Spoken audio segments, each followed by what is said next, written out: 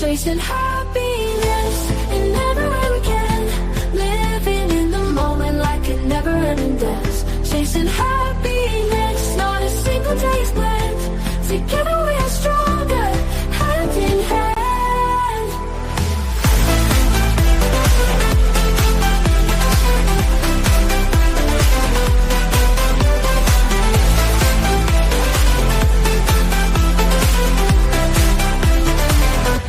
Laughing with my friends, echoes in the park, joy that never ends, even when it's dark. Stars shine in the night, mirror in our eyes.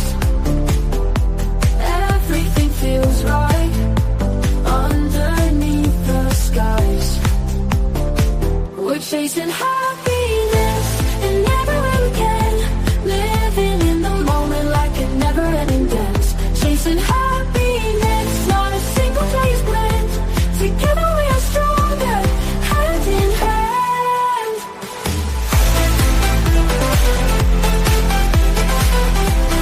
Hand in hand.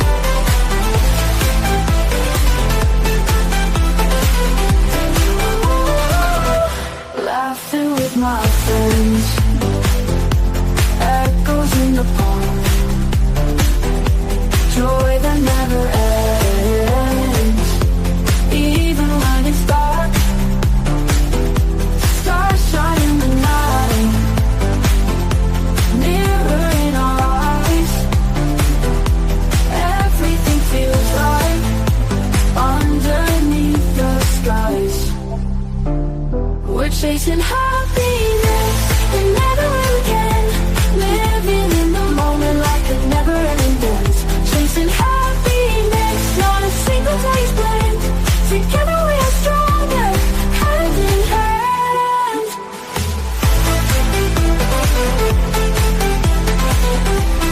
Hand in hand.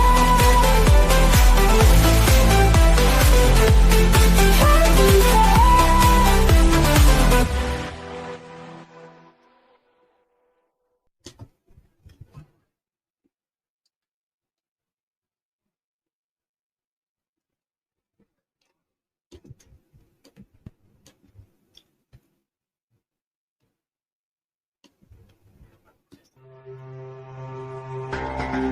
Sparking nights in the dark night glow. Flashbacks from the track, watch the past unfold. Got a story to tell of courage untold. Rise up from memories, watch us take control. Echoes of yesterday feed our fight. From shadows to light, we'll take flight. In this race, embrace our might. Hold our dreams, got the future in sight. Rise up high, let courage unbind. Erase the past, keep future in mind. Every step forward, no looking behind. We own this moment, leave fear confined.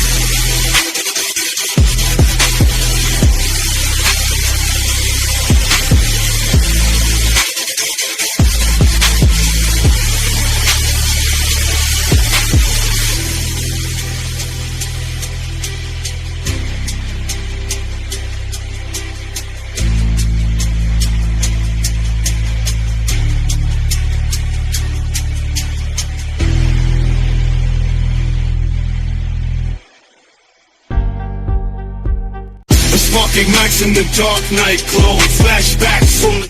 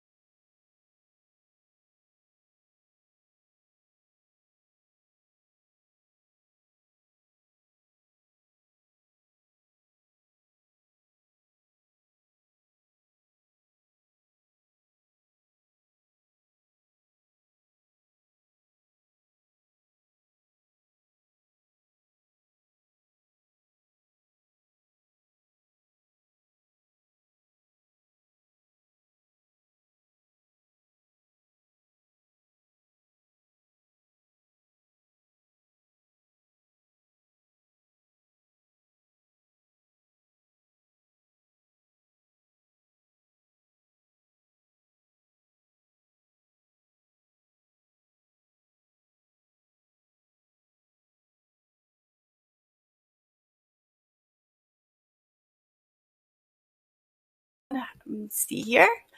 I'm going to add myself here because I did not realize that I wasn't even on there. So anyway, why don't I just go ahead and bring him on and let him introduce, because he's got such a fantastic, like I said, experience with this.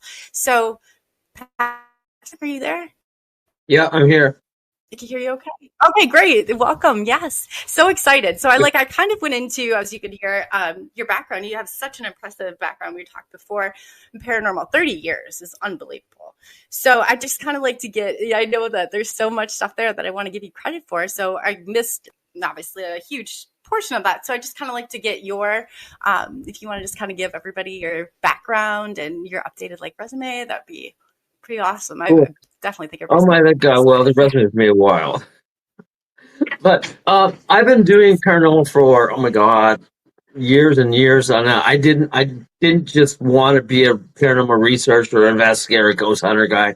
I just kind of fell into it because I grew up in actually a haunted house and a murder house, and my mother was very psychic and sensitive, and then I just experienced so much stuff going on as I grew up as a kid.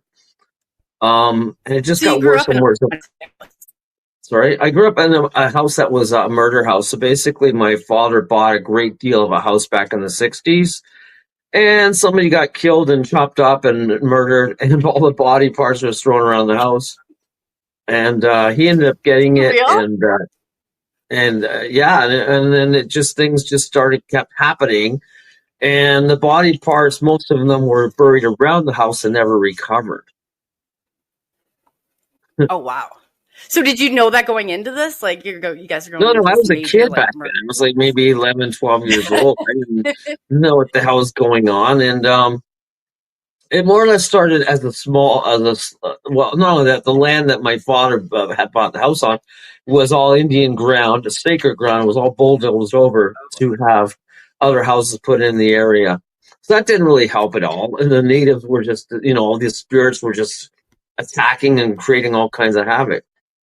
But basically, the story happened that a guy named Greg Barrett was dating this woman, the daughter of the family, and the family didn't like the guy, didn't want anything to do with him, and the guy kind of went nuts and psycho. And he said, "Well, if I can't have her, nobody can."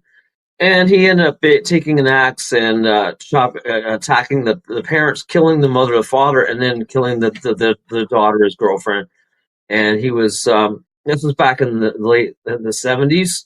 So back then, and then he just got charged and put to obviously he chopped up different body parts, left them everywhere and all around the house, and then he got charged and put in jail for the next 25 to 30 years. And this was all in the news, in the local news. And as the house was being put together and rebuilt and resold, my father decided, wow, this is a great deal. And in those days, nobody really cared about murders because nothing was really disclosed. Some guy died here. Whatever. My dad was in the war. He didn't care. He killed all those people were killed, so it didn't really matter. And he never really believed in ghosts. He was very, a Bible thumper, a Christian. So okay, yeah, back then though, you're right, because that was not, it was not. Yeah, so things just started happening, you hear voices and sounds, and when you're a younger kid, right, things are attracted to you, right? So it just got from footsteps to things moving around and doors opening and closing and sounds and voices. And it just escalated, and I could never figure out why, because I was just a kid. How do I know what the hell was going on? I was like, what am I supposed to do about it? So it just got worse as it went on, and I think it was a mixture between a demon entity and a portal, and entities coming through and ghosts all together at once. So my whole street was weird because the street name was Ludgate Drive. And I investigated this stuff, and if you look in England, London, England, Ludgate is the main village and the street that goes all the way to Stonehenge in England. So I was like, oh my God, all these things are going on. And my whole street was just paranormally fucked up. It's like everything was just happening. People were dying in every house and getting killed off, and entities are attacking, and there's giant griffins and things, and winged bats and winged giant Oh man, everything was going on in my house. And this was before movies were even done in the 70s. So I experienced things that were crawling up the walls, through the walls, coming through the walls with hands, blood dripping down, and everything else. My dad goes, "Oh yeah, I guess we just need some new paint on the walls." And it was all full of blood. Yeah, right. Oh my gosh, I couldn't imagine. And So how old were you? I was maybe about 12 years old. And it's just like my mother would open the closet, like the kitchen doors, and like, there'd be blood spots coming off the doors and dripping down. It was also later found out it was glucose, sugar of the blood. Sugar, your sugar blood turns into Right. sugar. So it was dripping like syrup. She'd always wipe it up, and it would still happen. She had a cellar, a fruit cellar, and she'd go down there and things would be dripping off the ceiling, blood it would be on the floor, and she goes down and wipe it up and be happening again. So it was just nuts. And then anyway, apparently the guy chopped up these bodies, and left them around the house. And So how many bodies do they know? well, there were three. They found some of the torso, not that. They found the head and other things, but not the rest of the bodies. So it got worse because I would hear like literally a trunk being dragged across the floor in the basement, and screeching and axes chopping, and my dad would never hear anything. He's going like, "What the hell's wrong with you?" And I said, "Don't you hear that?" It was just bizarre shit, right? So also my room was always freezing cold. It could be 80 degrees outside. My whole side, the wall on the north side was all freezing cold. I always get things coming through. And I think the worst thing is when I was a kid, I did a show called My Ghostly Encounters, if you've ever seen it.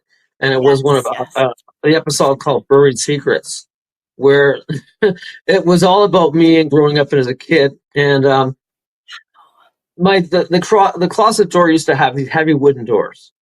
It was, hard to open, hard to close.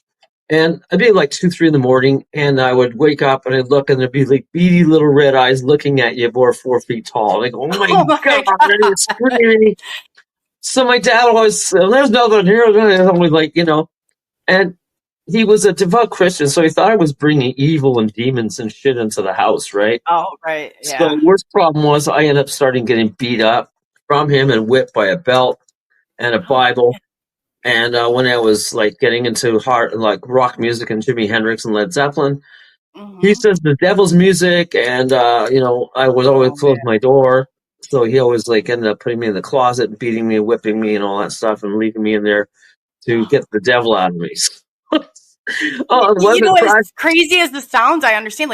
When I was growing up, like I told you, I grew up seeing spirits, and my mom was ready to call a priest to have an exorcist done. And I said, "This is the craziest thing ever." So I shut down. But yeah, back then that's how it was. You're right. And they thought you were nuts to lock you up if you were talking about this stuff, right? All the ghosts and paranormal and stuff and everything happening. So it started off as they say, ghost activity. It just got worse and worse and worse. And I guess it was attracted to me because when you're young, you're a teenager, you're attracted to, you're open to things. Yeah, you're not shut down. And everything was coming through. So, I mean, I was just trying to get through it and get through my life. But I was mostly, my dad was like a devout Christian. So he thought I was bringing all this in, causing stuff to happen. And the weirdest stuff, too, was, of course, like he'd lock his door in the bed. Like I had a big hallway, and he'd lock the door for his bedroom. And I was open to like all these things coming down the hall, a giant creature like to my room and everything else attacking me. So it was nuts. I literally had to put rocks on my bed covers to stop the things from pulling off my bed covers and pulling me onto the floor. And the weirdest thing that ever the weirdest thing also happened, like at night, my whole floor would turn into a swamp. Like, I'm serious. Like, you'd see, some mist rising, and you hear crickets and flies and coming around. And it was like a bog. I step out of my bed, and it was like 6 inches of water just walking through a swamp. And I have pictures of that. It's just bizarre. And then I started walking further, and nothing was there. It just disappeared. It was just, totally nuts.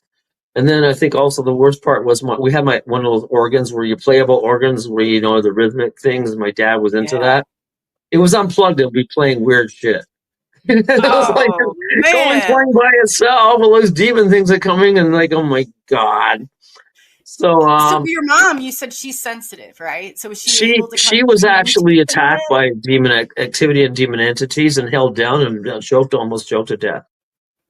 Wow. And she believed in stuff. So my house was definitely infected, and all these things I was related to the media and TV in the 70s and the 80s, because that's where all the real stuff came from. Like, that's impossible, when Poltergeist came out and all that stuff. And Yeah. that's where they got the stories come, because we were actually the ones experiencing it. It wasn't made up. It was all real. Yeah. And No, yeah, you're right. You're right. So even tell me after I left the house, years later, my dad sold it. Still things were going on there. Um, the worst thing that was really happening, that was one day my brother and I got really, now we were in our 15s or 16 years old, or 17, sorry, and we got really brave and go, well, this is like, we know there's kind of like things happening. We know that the body parts were put around the house. So we had this bright idea, my brother and I, to say, okay, one day, because my parents always went away on the weekend, one day let's just go and dig up the whole bushes and the rose and all the stuff right by the side of my house where things are happening. So we started doing that. we got a couple of kids. We got oh my shovels. God. We're done digging everything and digging it all on a Saturday. And then all of a sudden, like, we went about 3 feet down and we had this thump, a big bang, like we hit something. And we looked down and it was this big kind of plastic bag, heavy, thick bag. And you could look on it with a tied rope. And it looked like there was all blood and like a head in there and all body parts. I'm going, oh my God. So everybody runs away. Did you find body parts? Yeah. And it was like, I didn't know what to do, because back then I thought, oh crap. We only realized that when my dad could be charged with murder, right? Or something, accessory. So me being a stupid, we go, well, that smelled really good. And everybody ran away, and we ended up started piling all the dirt back up again. We just left it. Oh my gosh. It's like, oh my God. It's what did you still do there to this then? day. Yeah. So I had psychics verify it. And there's been through like 10 families that have all kinds of things going on at this house. That's Yeah, insane. So it it's stayed with the house, and you said it was near like a Native American burial it ground. was all Native Indian ground that was all buried over. So you have the Native Indians coming through and trying to protect stuff, and then blaming you and attacking through the basement, and all kinds of stuff was going on. Yeah. So what did they say when they came in? So you had people kind of come through your house, and they're like a medium, and tell you like, well, nobody really knew what a psychic was back then, and nobody knew what witches were, because there were pagan witches that were trying to help. So I just got verification from a lot of this was happening again. To try and clear it, but it was hard because everything was possessed anyways. So luckily when I finally left, and when my dad sold the house, I was so thankful to leave. And I have visited back a couple times. But there is still, demon. I've actually been warned. I've heard like a giant voice said, don't come back, stuff like that. So it's just bizarre. But this was going on in the 70s and 80s. Sorry? Those are the good years. I said, so you were obviously like, when I've gone into haunted places, it seems like certain people are attacked, like because they kind of relate, or they kind of, where did you fit into all that? Well, I wanted to find out why, and I guess I've always been attached to that. So spirits are coming through to talk to me, or I'm like clear audio. So I hear things, I hear the whole conversations. I mean, they can sense and see things, but you have major conversation with ghosts. For everything, I just got all kinds of. That's how I got hundreds of. Yeah, that's how I got hundreds of EVP recordings, and I've just been really, really good at capturing stuff. And I delved into the audio side of things because back then I became a sound engineer in the 80s and 90s. And I learned about all kinds of sounds and recordings and how to record sounds and video properly, not the way things are compressed now, but in the old days when they had the digital tapes and they had to tape them together and working in studios. So I was right into that whole thing. And then recording and then verifying and actually talking to the ghosts. And that's how I really got into that. So I later got a job working into sound engineer and sound audio for TV shows and TV stations, working with City TV Television, CBC Canada, And I became a sound engineer. So that's really my forte where I came into that. But on the whole investigation thing, I really like delving into and recording it. So I got amazing stuff that was just coming out, talking to me and swearing off. And I had one ghost say, "You're psychic, and why do you want to talk to me?" And all this, and they were dead. And they tell me you're dead. And I've got all kinds of sounds and everything else that I've had on my website for many years, or I can send to you. And there's some on my Instagram. But I I'd took love to most of put them it off. on our Took most of them off website. because Yeah. when you start getting known, people start stealing them for themselves. So I took most of the EVPs off because now people want everything for themselves, right? So it's pretty hard. The content wise, I have my BurlingtonGhostWalks.ca, which has phenomenal, fantastic photos that I've caught over the years. And I also do run Burlington Ghost Walks, a ghost tour for the last 20 years in Burlington, Ontario, Canada. So I've been doing that for the last longest time. That's amazing. Wow. So you stay right in it. Did it ever, I know you said you grew up in it. So, I mean, that's some pretty intense like activity right there for especially 12 years old. I'm trying to wrap my head around it, but I know like in my experience, they don't stop. Like when they want something or like, it was really hard for me to kind of control it.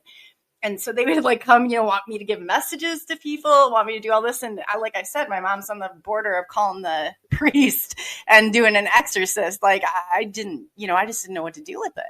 How did you handle all that? Well, I had to, like yourself, I had to go to psychics to actually learn how to turn it off because it was just bombarding me like all the time. Everybody wants to talk to me and come through, right? So it was very overwhelming to understand, well, what's going on? I'm in this world and then the paranormal world. I'm walking between worlds all the time. And I could literally see stuff and things coming to me and then, getting messages coming through and oh my God. So, I just learned to They're really, persistent too. yeah. And they want to break you down. That was my main problem. I was really, they want to destroy you and possess you and break you down. So, that was happening a lot when I was growing up. Not the fact that I was also getting beat up by my father and everything else, and That nobody probably didn't believed. help though. Like, I mean, attracting it, like stuff like that. You hear about that a Yeah, lot. I don't know. It's just like because I was very sensitive and open, right, and very spiritual. I became very spiritual because I also learned about grounding and stones and crystals and how to do it, and eventually how to investigate and get rid of spirits and clear them. So got really, really good at that, and I started doing investigations later on in the years, helping people out with other ghosts and hauntings, and how to. And most of my problems is I've also been around a lot of face-to-face demonic activity, right in my face, right attacking me. I got cut up, I got bit, I got almost strangled. Like, oh my God. Yeah, They the get demonic real. forces really took over for sure on a lot of cases that I had, and it was um, one of the main things that was featured on was my rock guitar. My guitar was possessed and haunted by a demon entity. So that was in Brad Steiger's book on ghost hauntings and haunted places. Brad Steiger, a famous author who was in England, London, England, and that came out several years ago. And it's just a phenomenal story about my haunted guitar and how this thing got possessed in my guitar and how I bought it. And it came from an actual bar that was burned down. Everything was burned to a crisp, and this guitar was the only one standing in perfect condition. So Oh, I ended up buying it at a pawn shop, and it just took over again. More things came through, and it's like, oh my God, all the stories is like crazy, crazy shit. you're like living in a portal. Yeah. Well, I feel That's like I'm in a movie all the time. I've been chased down by ghosts and demons and UFOs and alien activity and abducted. So, oh shit, if you find anything about me about all over the internet, I've had all my shit kicked out of me for sure for life for doing all that way. and then it goes right along with it though, and a lot of people think but it really does. I find like I had one time it was just once I had something attached. It was hard to get rid of. It really was. And I remember I went to because I too had to go to and learn how to control it, and because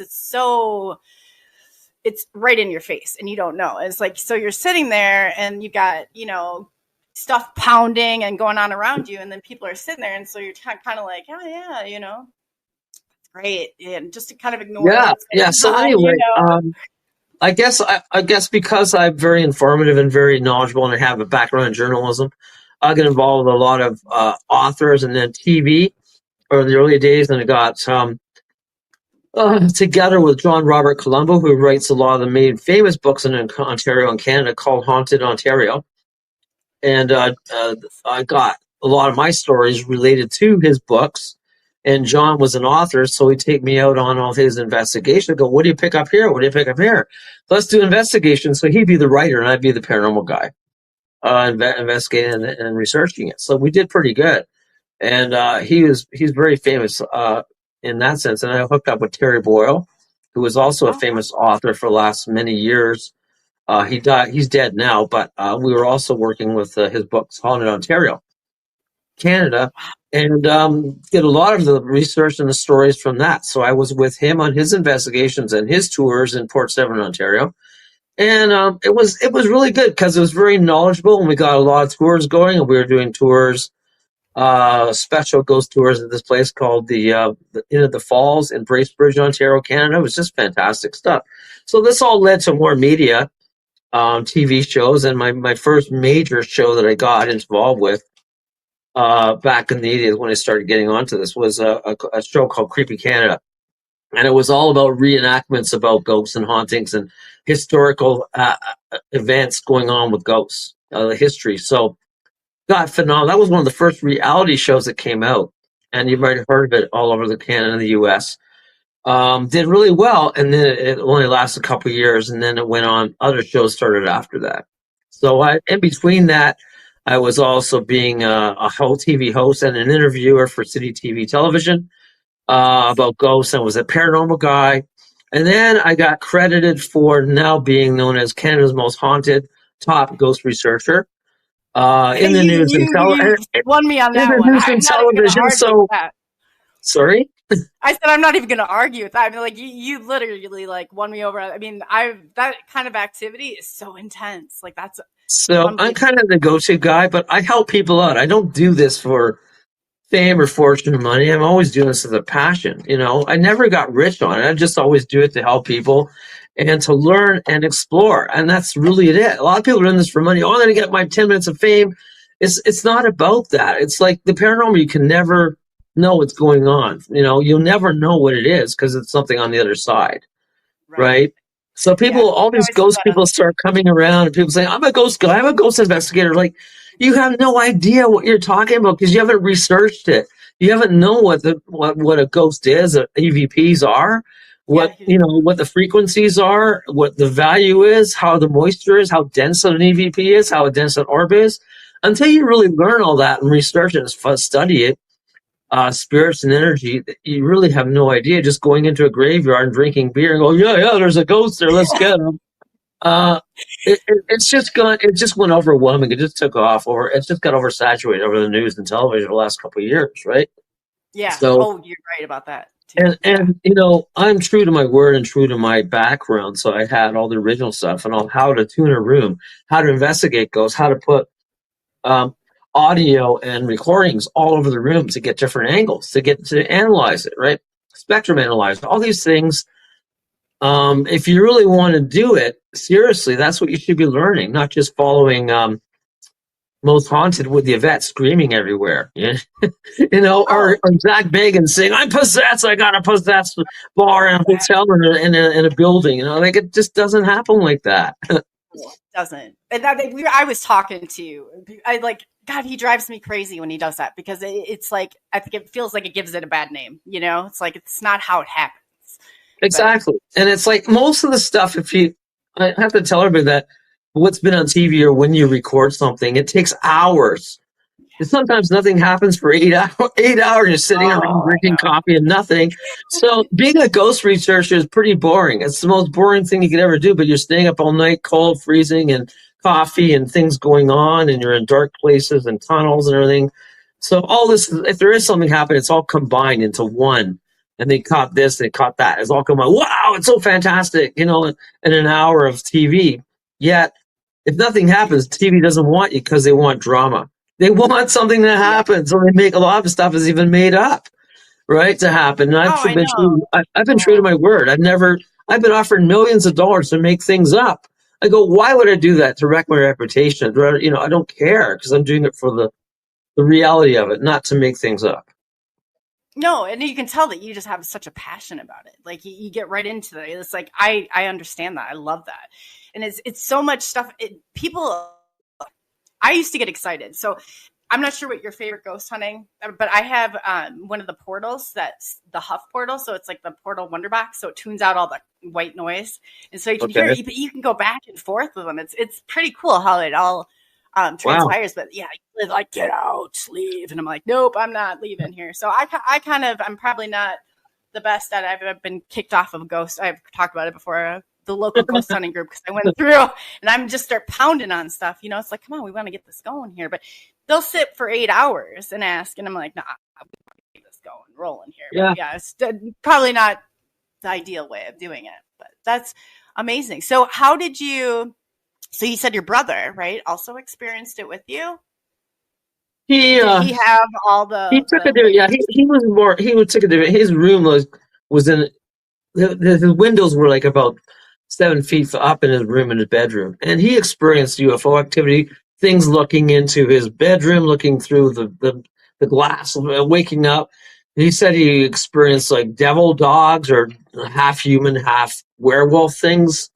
He would freak out and scream all the time, and he couldn't handle it either. But he wasn't as bad as me. But I more or less started going and delving into investigating it. I know the one time that freaked him out was like we had a pool table downstairs, right, playing pool, and we were playing pool, and literally he would be, pushing his pool back cue, and he'd start hitting a thud. There was like a person standing right there, a thud that he couldn't move. The pool cue, and he goes, and there was a guy standing right there, a ghost, watching him trying to play pool. And he was hitting the body of this invisible parasite guy. You hear a thud of this person he hit with the pool. It was just bizarre shit. It was like, I don't know. Yeah, that they're that solid. Because usually when I see them, they're kind of like that, more like translucent. Yeah. You can see through them. And the only time I've run into something like that is that at an Indian burial ground. That's I had to ask our Native American burial ground. It was just like that stuff. And then like the worst thing is that we were my brother was into fishing a lot, and this goes like, well, we have a whole creek around Ontario here, or around the area that goes miles. It's called Brawny Creek, and then there's Credit Creek or Credit River. Pretty famous for fishing and hunting and stuff. So one time, my brother, we went out about 12 o'clock at night, 11 o'clock at night fishing, and he was right in the water with waders and deep water. And I watched him because I was just hanging out. We're just taking photos, doing whatever we want to do. And it was pretty much in the woods. So we went down there and we were just fishing. And all of a sudden we hear this thing coming through the woods, like I'm going on the other side of the bank. And I go, okay, well, it could be, a wolf, whatever. And it got bigger and bigger. And there was these giant thuds, like giant pounding footprints. Like it was just like something was coming through big. And oh my God, I've heard stories about Bigfoot and everything else. And all of a sudden, all the trees were moving across, being pulled right across. Pine trees, 50 feet up, were really ripping apart. And something screaming and coming through everything else. I go, oh my God, I'm like, holy shit. And it was big. I don't know what the hell it was, but it was screeching like a wind. Maybe it was a wendigo. I don't know. To literally move the whole trees moving and ripping apart like that and coming for us. He literally ran out of the lake and he jumped on me, and this thing was like I don't something was big, about 7-10 feet tall. Just jumped into the river and was trying to grab him. We ran up the bank and was screeching like half man, half animal thing. I don't know what the hell it was, and freaked the shit. I mean, we just ran like hell, dropped all the fishing rods and ran to the car. And I bet. it didn't follow us from there. And that was the freakiest thing I've ever had. What the hell was that?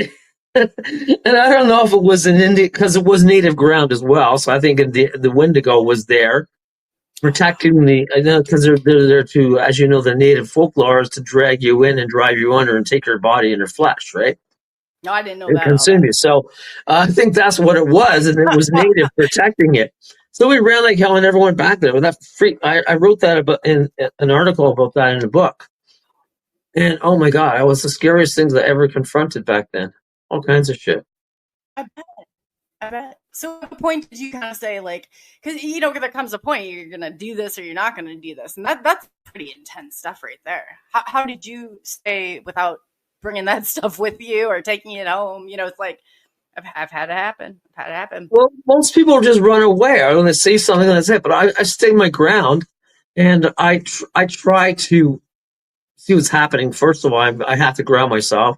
I'm spiritually grounded. I have stones and everything else, and I go into light. So I ask for protection before I do anything. And even on my tours I've been doing the last 20 years, I've always asked for protection. To go to an actual cemetery that's 1,800 years old, in the 1800s. One of the oldest in Ontario, Canada. It's like St. Luke's, 1826. And it's still an active cemetery. So I always go and be positive in the light, right? And ask for guidance of my angel guides. But I combine history with ghosts. So I don't just talk. There's a ghost there. Like, you got to understand what it is, why it happened, what's going on. And it's more of a historical tour that I've been famous for the last 20 years called Burlington Ghost Walks. So became very famous in the fact of all the things that have happened, and we captured it. And many people have experienced being touched, being felt, being prodded, being moved, like they've seen ghosts appear, disappear. So it's all real, and it is entertainment tourism, but it's still a part of a lot of the ghost tours that I've done. That's amazing. So right now you're currently doing that too, right? You're still doing the ghost tours? I don't do as much now. I mean, after the pandemic was really shut down everything. So, yeah. I mean, I don't just do Ontario. I've been down to New York. I've been down to Las Vegas. I've been doing different conventions. I did Gettysburg, the convention there, the Gettysburg Batch, which was 2019. So, I mean, that whole place there, again, it's haunted. If everybody wants to go down there, they have conventions every year. Just fantastic. Like the whole battlefield is still going on. Everybody's still getting killed off from the War of the 1800s, right? Battle of Civil War, 1862, where over 50,000 men were killed in battle. So that's still really, really active. And I've seen shit going on. I've seen cannons go off, horses go by, guys fighting with swords, killing each other off, and it all disappears. It's like, and I got video of it, I got film of it, I got photos. It's just phenomenal. But all the ghost groups get together and we have these conventions. It's really fun, entertaining, and they have a good time, and it's experience. And if you're right into that and you want to learn stuff, there's a lot of professional groups that I work with that go there, for fun. And all these, and of course, all these are to learn and experience and research. So there's a lot of like conventions that go on, and take advantage of them, and you learn something. And if you want to be a part of the paranormal groups, it's great. Yeah. You know what I've noticed too is that there's such cultural, even between like the United States and the UK, like with mediums and the way that we do things. Like, so have you noticed kind of some of that, like even coming to the United States or the UK or Canada? Yeah, I mean, like Britain was more haunted than anything, England and Britain, before anything else really happened in the US. So, I mean, I do talk and interact with a lot of people in Britain and England. They do a lot of more ghost, more psychic and psychic research or psychic investigations. The mediums there are talking to the ghosts and having balls move and things move and talking to them. So there's a lot more places that are haunted. And if you watch these on live on the internet or live on TikTok and whatever, a lot of them are pretty cool to get involved with. You don't have to fly to England to be a part of it. So there's a lot of UK and England, United Kingdom groups that are really good at investigating stuff. And I'm, part of that. And I watch a lot of stuff. We all interact. So it's really good. That's amazing. I mean, you've done so much, man, just growing up. So since 12 years old, I get that. It makes you feel like, how did you interact with people and your friends? Cause that's a pretty big load to I mean, you've got. Back then, everybody thought you were nuts, right? So, yeah. I mean, now it's cool, but in the 80s, everybody thought you were going to be locked up. So you couldn't talk about ghosts and hauntings. They thought you were crazy. What are you talking about? Nobody Yeah. could put their wrap their head around it. Now it's everybody has had an experience or something. You're And right. There's so many paranormal groups now compared to, back then it's now it's more of a common mainstream, type thing, but it bothers me because there's so many cases like yours that are so significant in this and it gets kind of lost in the mix. But I mean, that unbelievable. well, the main thing too is also getting evidence, right? No matter Mhm. how you tell somebody, they're going to say they're a skeptic. Okay, so I don't believe it till it happens. Like the only way I can tell somebody to believe it is if it happens to you. If it doesn't happen to you, you're not going to believe it. And I've had so many people turn into believers because things have happened. So you can't force somebody to say, "Ah, it doesn't happen. Ghosts don't exist." Well, when you have things happen and wake you up and try and strangle you in the middle of the night, and there's nobody there. Maybe you'll figure out that there is another world, a paranormal world that is there. That's a really intense way of figuring it out. I when stuff like that happens, I just remember going and seeing this lady's pant leg come in and stuff moving or just fly. I was like, yes, this is so exciting, and everybody else is like wanting to run out of there. But I would just get excited by it. It's just unbelievable. I mean, I'm just thankful. I've got a lot of evidence, and through the years I was able to capture a lot of stuff. And it's just things that's just so bizarre that a lot of my photos are now famous all over the world and all over Canada and the US. But it's on my website at burlingtonghostwalks.ca. So one of the coolest things is I've captured this soldier, the guy who died in the war of World War II, named Alfred, and he is now residing in this statue. It's an actual monument soldier statue in Burlington, Ontario. So I was able to talk to him, capture him, and it enables him. He actually moves his hands on the rifle. He shifts his hands right down the rifle, and he moves his hands off the rifle. It captured all this on video and everything. It was just phenomenal, which made me famous, of course. And also, he smokes a cigarette. So I've actually got this on video on my website, on my Instagram, and on my TikTok, and capturing him smoking this cigarette and drawing on it and puffing on it, and all smoke comes off his head and eyes and his mouth, and it's just phenomenal shit. Gosh, that is so fascinating. I'm like, so I just get into it so much. So you just kind of continuously like put yourself out there and just kind of kept up with the investigation. Does your brother? I don't do as much. I mean, I do investigations like for people, but I do a lot of questions. I have 92 questions for people because one, I want to know if it's real. Two, if they're really happening. And as people, we are psychically ability to put out psychokinesis. We all have the ability to put out energy. So is it being made up or is it stress coming through? Like if you're so mad, you can literally have things fly off the table because you're so mad you're putting out the energy. So is it you doing it or is it I was talking about that? Yeah. Oh, wow. So it's something else doing it. Is it reoccurring or is it there or not there? And that's the thing. A lot of people, they say it's a demon, it's a ghost. Like you gotta are you stressed? Are you going through like a lot of problems? Are you in debt? Are you have marriage problems? Are you divorced? Are you doing bad things? All this negativity, everything can happen to build it up to have things to cause to happen, right? Yeah. Oh, definitely. Like things just don't happen. When you said that, just no, you're right. You're right. There's very there's very few things that really get me upset. But I said when I get to that point, I go and I remove myself because cans or whatever fly. And I was just talking about that the other day of how weird it was. But I said it's safer for everybody if I just walk out of the room and I go and I just, it's like but you're right, it comes right out through. So yeah, we have that ability. And if you don't, when you're doing it, saying that, well, I need help, there's ghost skin things are happening. Well, what's happening with the marriage? What's happening with the husband and the wife?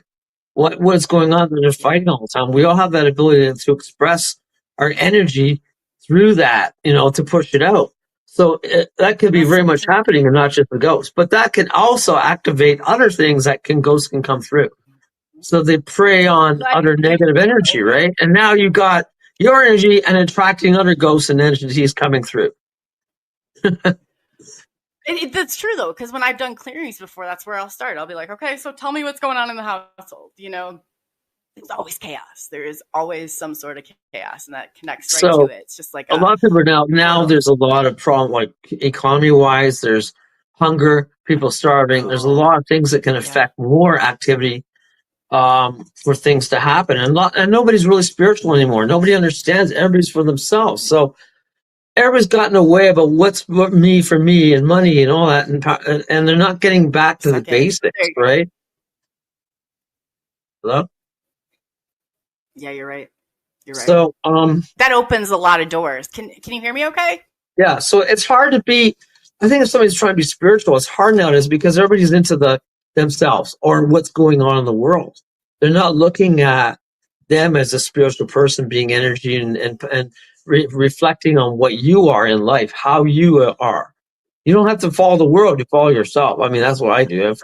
I don't follow what else going on. I believe in me and what I can do and help people. That's what I do.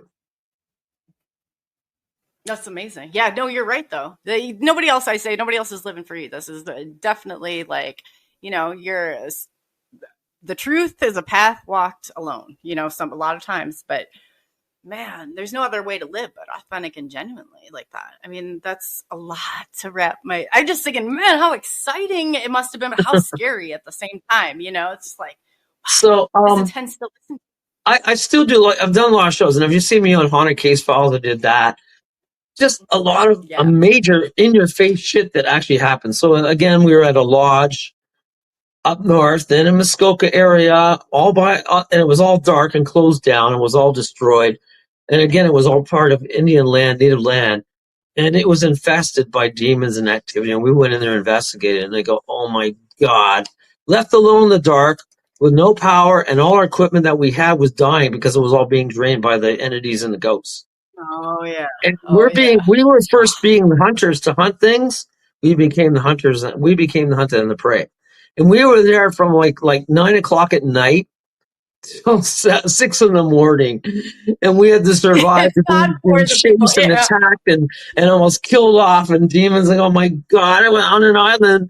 And it was just like a movie, and it was a full moon. And we had all this whooping and sounds and ghosts and Indian spirits chasing us and attack us.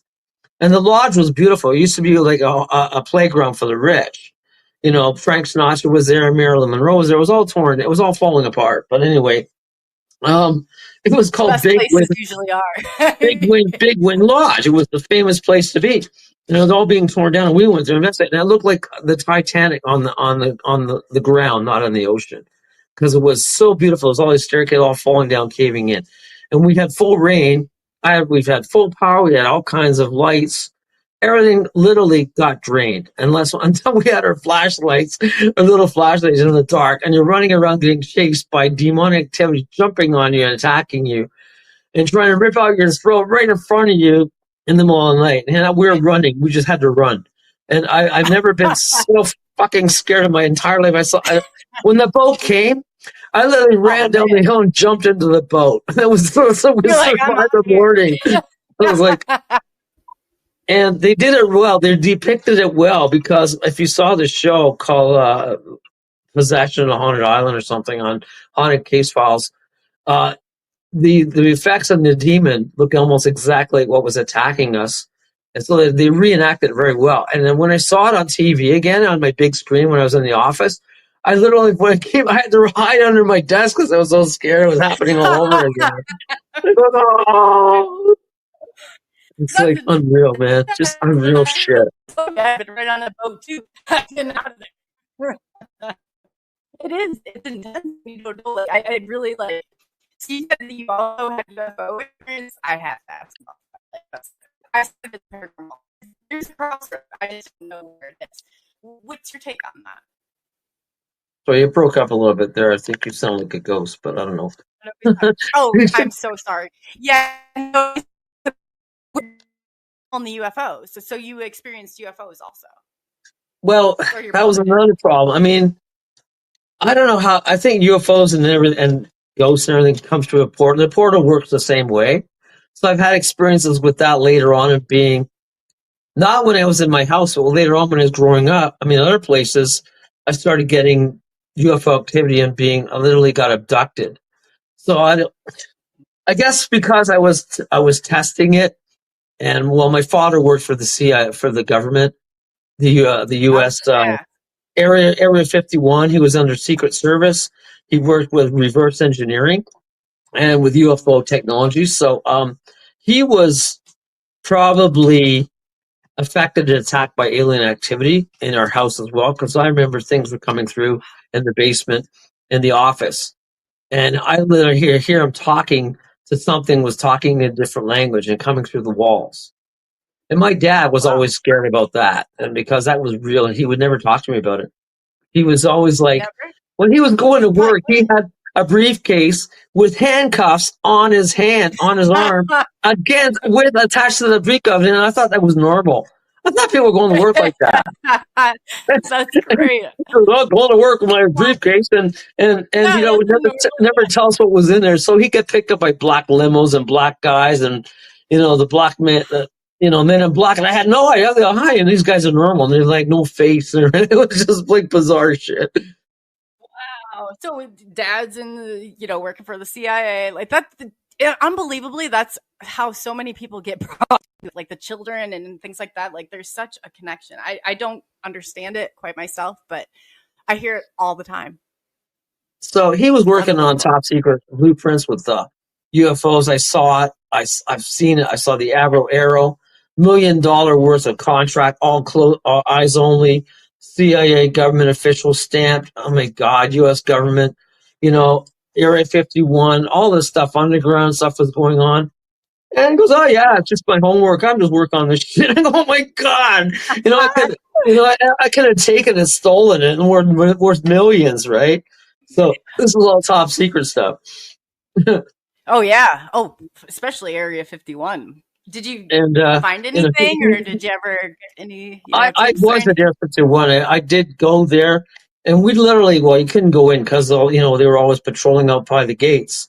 But we'd sit there at night undercover, right, with our cars or something. We'd just go hide around rocks, and we watch things just go flying by. Triangle ships, light ships, things appearing in the portal, disappearing, just go flying in, flying out. And we just watched this at night sky. It was just phenomenal shit. It's unbelievable. It really is. When you see that and you experience that firsthand, it's unbelievable. Unbelievable. And so where do you think that the paranormal and the UFOs cross? Do you see any, or do you have any insight on that? There's portals, but I mean, I don't know the interaction. I think they're interactive, like they're, you know, three-dimensional beings that come through. There's bad and there's good ghosts, and there's, you know, all these maybe three-dimensional aliens. I don't know. It's just, there's a whole mess of stuff that, you know, still is, it's getting worse now as we speak, and we see things a lot more. Yeah. All I know is I don't know. I was abducted about 3 or 4 times, and my first real one freaked the shit out of me to this day, because I was like living in an apartment, okay, and just going through the realm. I was married then. I'm not married now, but. And my wife always thought I was nuts anyways. So I was like lying in bed, and all of a sudden, and there was this big, giant, tough baseball field across the way with baseball lights and giant lights on and everything else, just across my apartment in this small area in Oakville, Ontario. So I'm lying away, and all of a sudden, this giant sound comes through the window. I see lights, searchlights all over the windows coming into the bedroom, and something is powering up.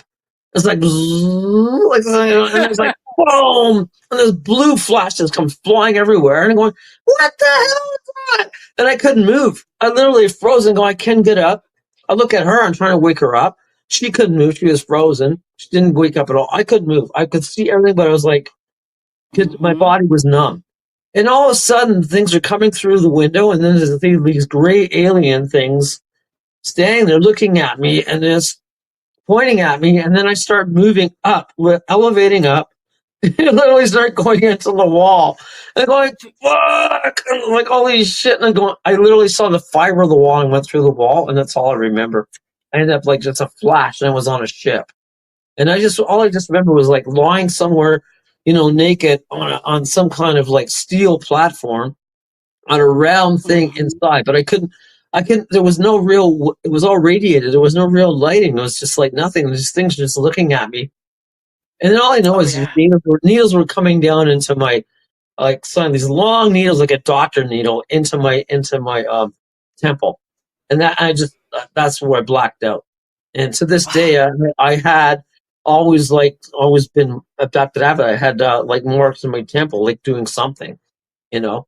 So I woke Really? up. The next thing I wake up, and maybe it's like 7 in the morning, and I'm on the floor naked, okay, because I was in the ship going with my clothes on my floor naked. I had mud on my feet, on my legs. I got cuts and and my wife goes, "What the hell did you do?" And it leaves all over the place.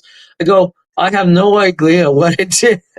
You don't want to know. You I don't don't know want to what the hell happened. Like I'm on the floor. She goes, "Like, what did you do? Did you go party at the down there and everything?" And it was just nuts. It was actual ground and leaves and dirt all on the floor and all on me and blood and cuts and marks and all kinds of pin marks. I was like, wow, it was like crazy. That's the worst part is I've had 3 different times where there's been markings, and those freaked me out. That's about the only time. There was one where I drew the star map where I saw like them coming out of, and then the next thing I know, 6 months later, it's on my leg.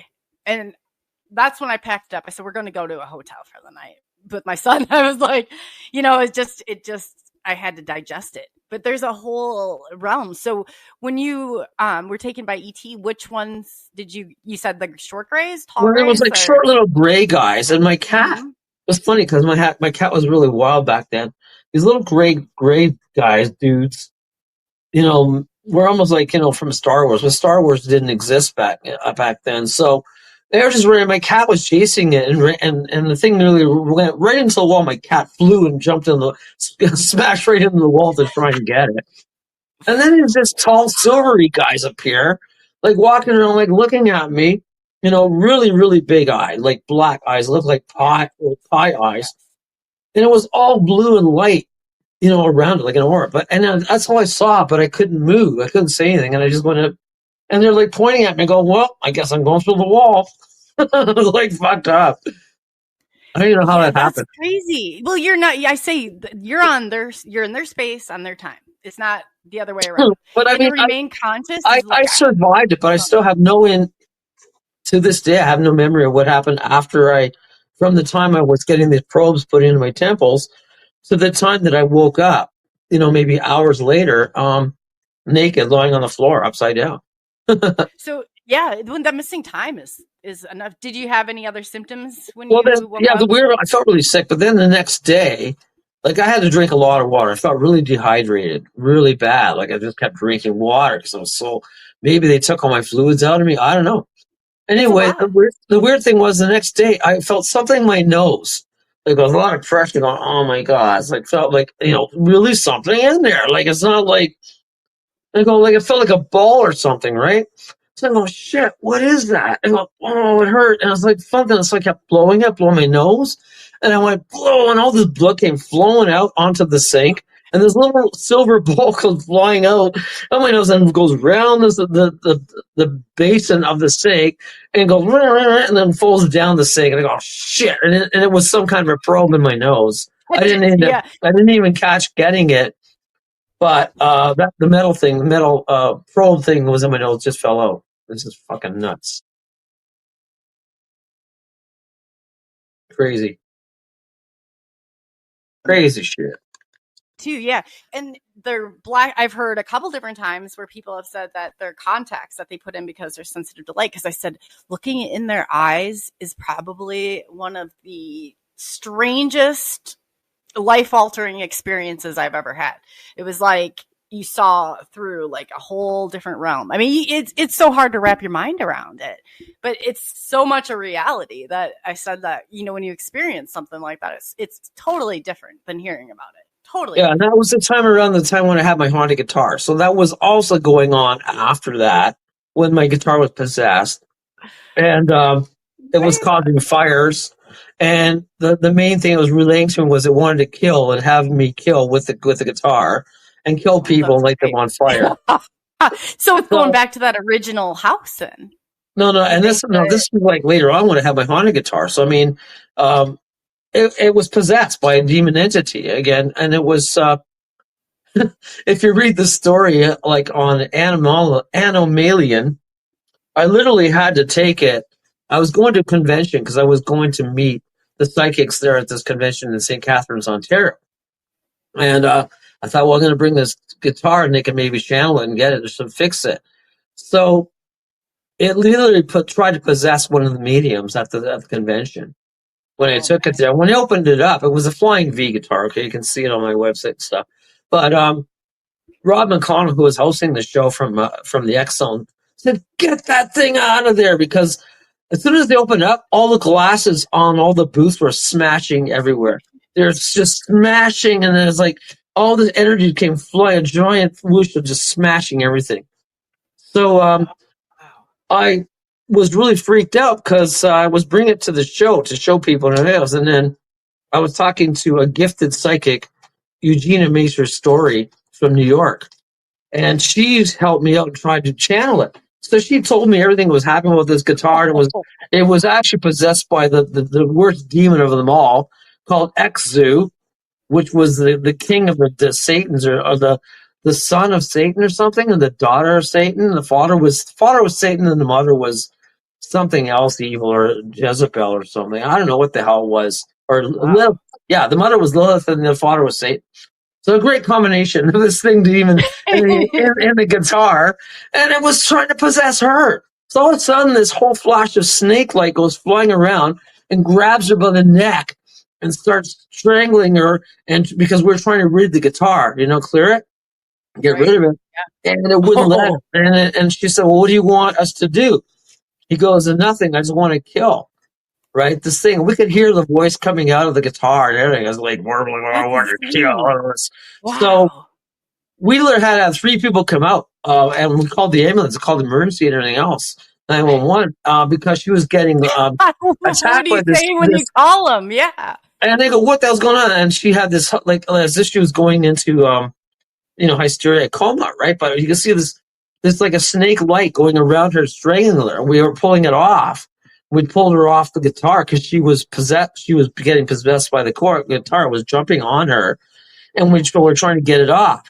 So she finally got free. She says, "You got to get rid of that thing." And I said, "Well, how do I?" And she, we had to get her water. It was just nuts. She goes, "Get away from me! Get away from me!" So the thing did not want to leave because they don't. It just wanted to kill, right? So I said the only way I could get rid of it was by burning it. And so later on, I was just freaking out, and everybody was freaking out in the whole place, this whole convention thing. And she was scared. She was trembling about everything. She goes, So I got a whole bunch of salt, and I just dumped it all over the guitar and in the case, right? And I just left it in the car. And I said, till I go home, right? I go, shit, so now what am I going to do? Because I got this demon thing that doesn't want to, leave, and it's going to kill people and everything else and possess me. So I didn't really tell I didn't tell the guitar what I was going to do, right? So I started jumping up. So as I was going home, I had gasoline in my car. I had everything ready to go. I had salt. And I said, this is it. I'm going to just burn the shit out of it, right?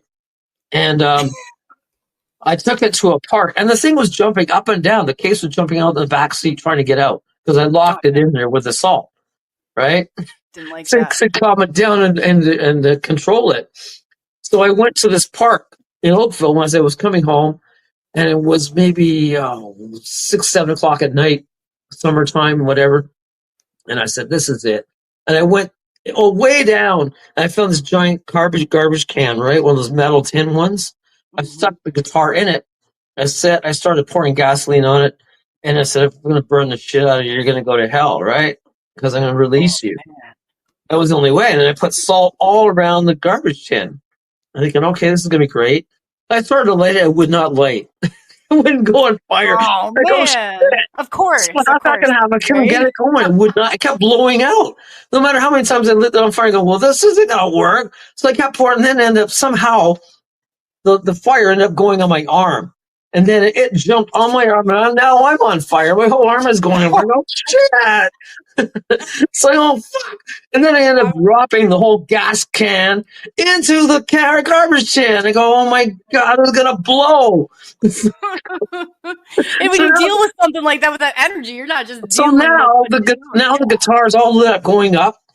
And there's this giant gas can that's going to go blow, right? So I run back in. I go, oh, fuck. I go grab the gas can and take it out. And the thing's going up in flames and all this stuff. And all this screeching is coming out of the guitar and black smoke. And I go, oh, my shit. I ran all the way to my car. And the whole thing went like this giant bomb of black smoke went flying into the sky. And something flew out. Just a big black thing just flew out of a screech. I bet it scared the shit out of me. It was so like when you burned it, when you got out, and that's scary because I had, like I told you, a haunted box. I burned the whole thing, and it was all cindering, and I watched it. You know, it was all like burned, and I guess it released. But it's just literally the whole black thing in the sky, just giant wings just flew, and just like all the whole black smoke and everything. And nobody really saw this anyway. So I'm watching the guitar burning away from a distance, and all of a sudden, some guy with a pickup truck comes running in and driving around. What's that? He goes to the garbage can and goes, "Oh, this is cool." And he picks up the guitar, and he goes, "Shit!" It's all seared and burned, right? So he takes it and thought it's cool. Doesn't even look what the hell happened. Doesn't care there's salt around. Doesn't like all charred. He just takes it and puts it in his car and goes, "Oh, great, but you have the problem." Good luck to you. Yeah. Don't return it with a. I wouldn't have retrieved it anyways, but it's just funny. It was still, you would have to redo everything on it, but I didn't even it was half possessed again. Like the whole thing was contained, the entity left, but I didn't want it. So then he ended up having the problem after whatever. Maybe it came back. I don't know. It was just the most bizarre thing. I bet you're that those things, I mean, when they attach, that's no joke. I mean, they're not going to willingly like give up on anything. It was like a movie. I swear to God, like a Marvel movie. Just this whole, I felt like Ghost Rider or something. I was like, that. And I'm all in black, and I'm like denim, and I got a cross on me, and I kind of look cool. And this guy's blowing up a whole fucking guitar with a giant smoke, and then he's coming out and going, "Yeah, really, this is great." If somebody filmed this, they never would have believed it. It's like, I believe it. I believe it because I've seen some of it for myself, and it's unbelievable. Like some of the stuff that goes on, I'm like, it's real. I remember growing up at my grandma's house.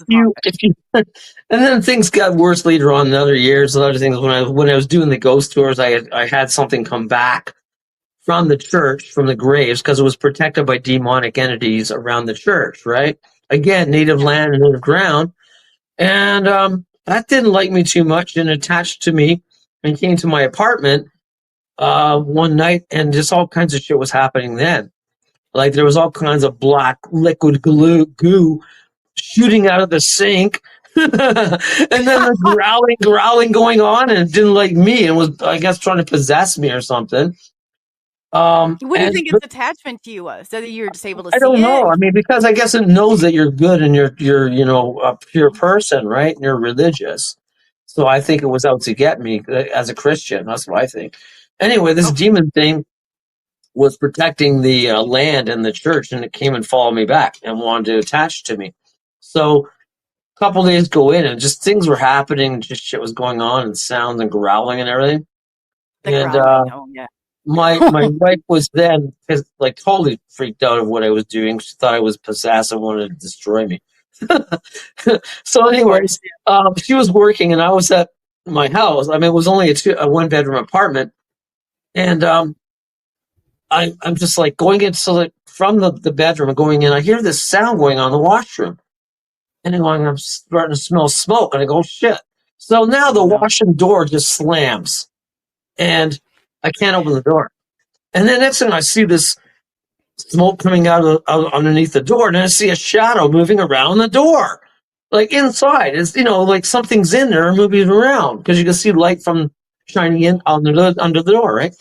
I'm going, oh shit, what the hell is that? So I'm banging on the door, let me in. Like, I was so pissed off with whatever the thing was, I'm coming to get you, right? And suddenly the door goes flying open. This big black smoke comes everywhere, all gray and black. And I'm going, oh my God. And something grabs me by an arm and a hand, by claws, 3 claws, grabbed me right by my throat and pushed me up against the wall and said, get out of here. And I go, some demon thing. Oh, and I'm literally being strangled by 3 claw marks, like putting me right up against the wall, strangling me. And all I could utter was Jesus Christ. That's all I could say. I could utter, oh, fuck. Not in vain. Not in vain. Yeah, right. Yeah, to save me, right? And all of a sudden, all the smoke just disappeared, and I fell to the ground. I was about 4 feet off the wall. And I had literally had these 3 marks, claw marks, on me for 2 days. It was all red marks. You could see it. And my wife go, what the hell are you doing? Trying to strangle yourself? I was like, so I was scared to death, but I got rid of it by honoring the name of Jesus Christ, come and save me, right? The angels. Just fucking nuts. So you got rid of it. Well, not for a while, because it came back later, and I had to literally call a priest, because I'm thinking, well, now my apartment's getting infected and it wants to get me for sure to kill me off. So that night I had slept with my Bible, and I called the priest the next day. So like, something's happening here. You got to come and cleanse it, clear it. I don't care, torch it, whatever you want to do. And get rid of it. Priest comes next day and goes, what the hell? And he senses something. Something comes at him right away, and he just hears his voice come to him and says, get out, like that. Just an evil voice all around the room. So he stands in the room, starts reciting the Bible and reciting Jesus Christ, and to leave and demon be gone. And all of a sudden, this giant wind comes flying around between us, around the priest. Just wind everywhere, like, oh my God. And he has a Bible, and all the Bible is opening up.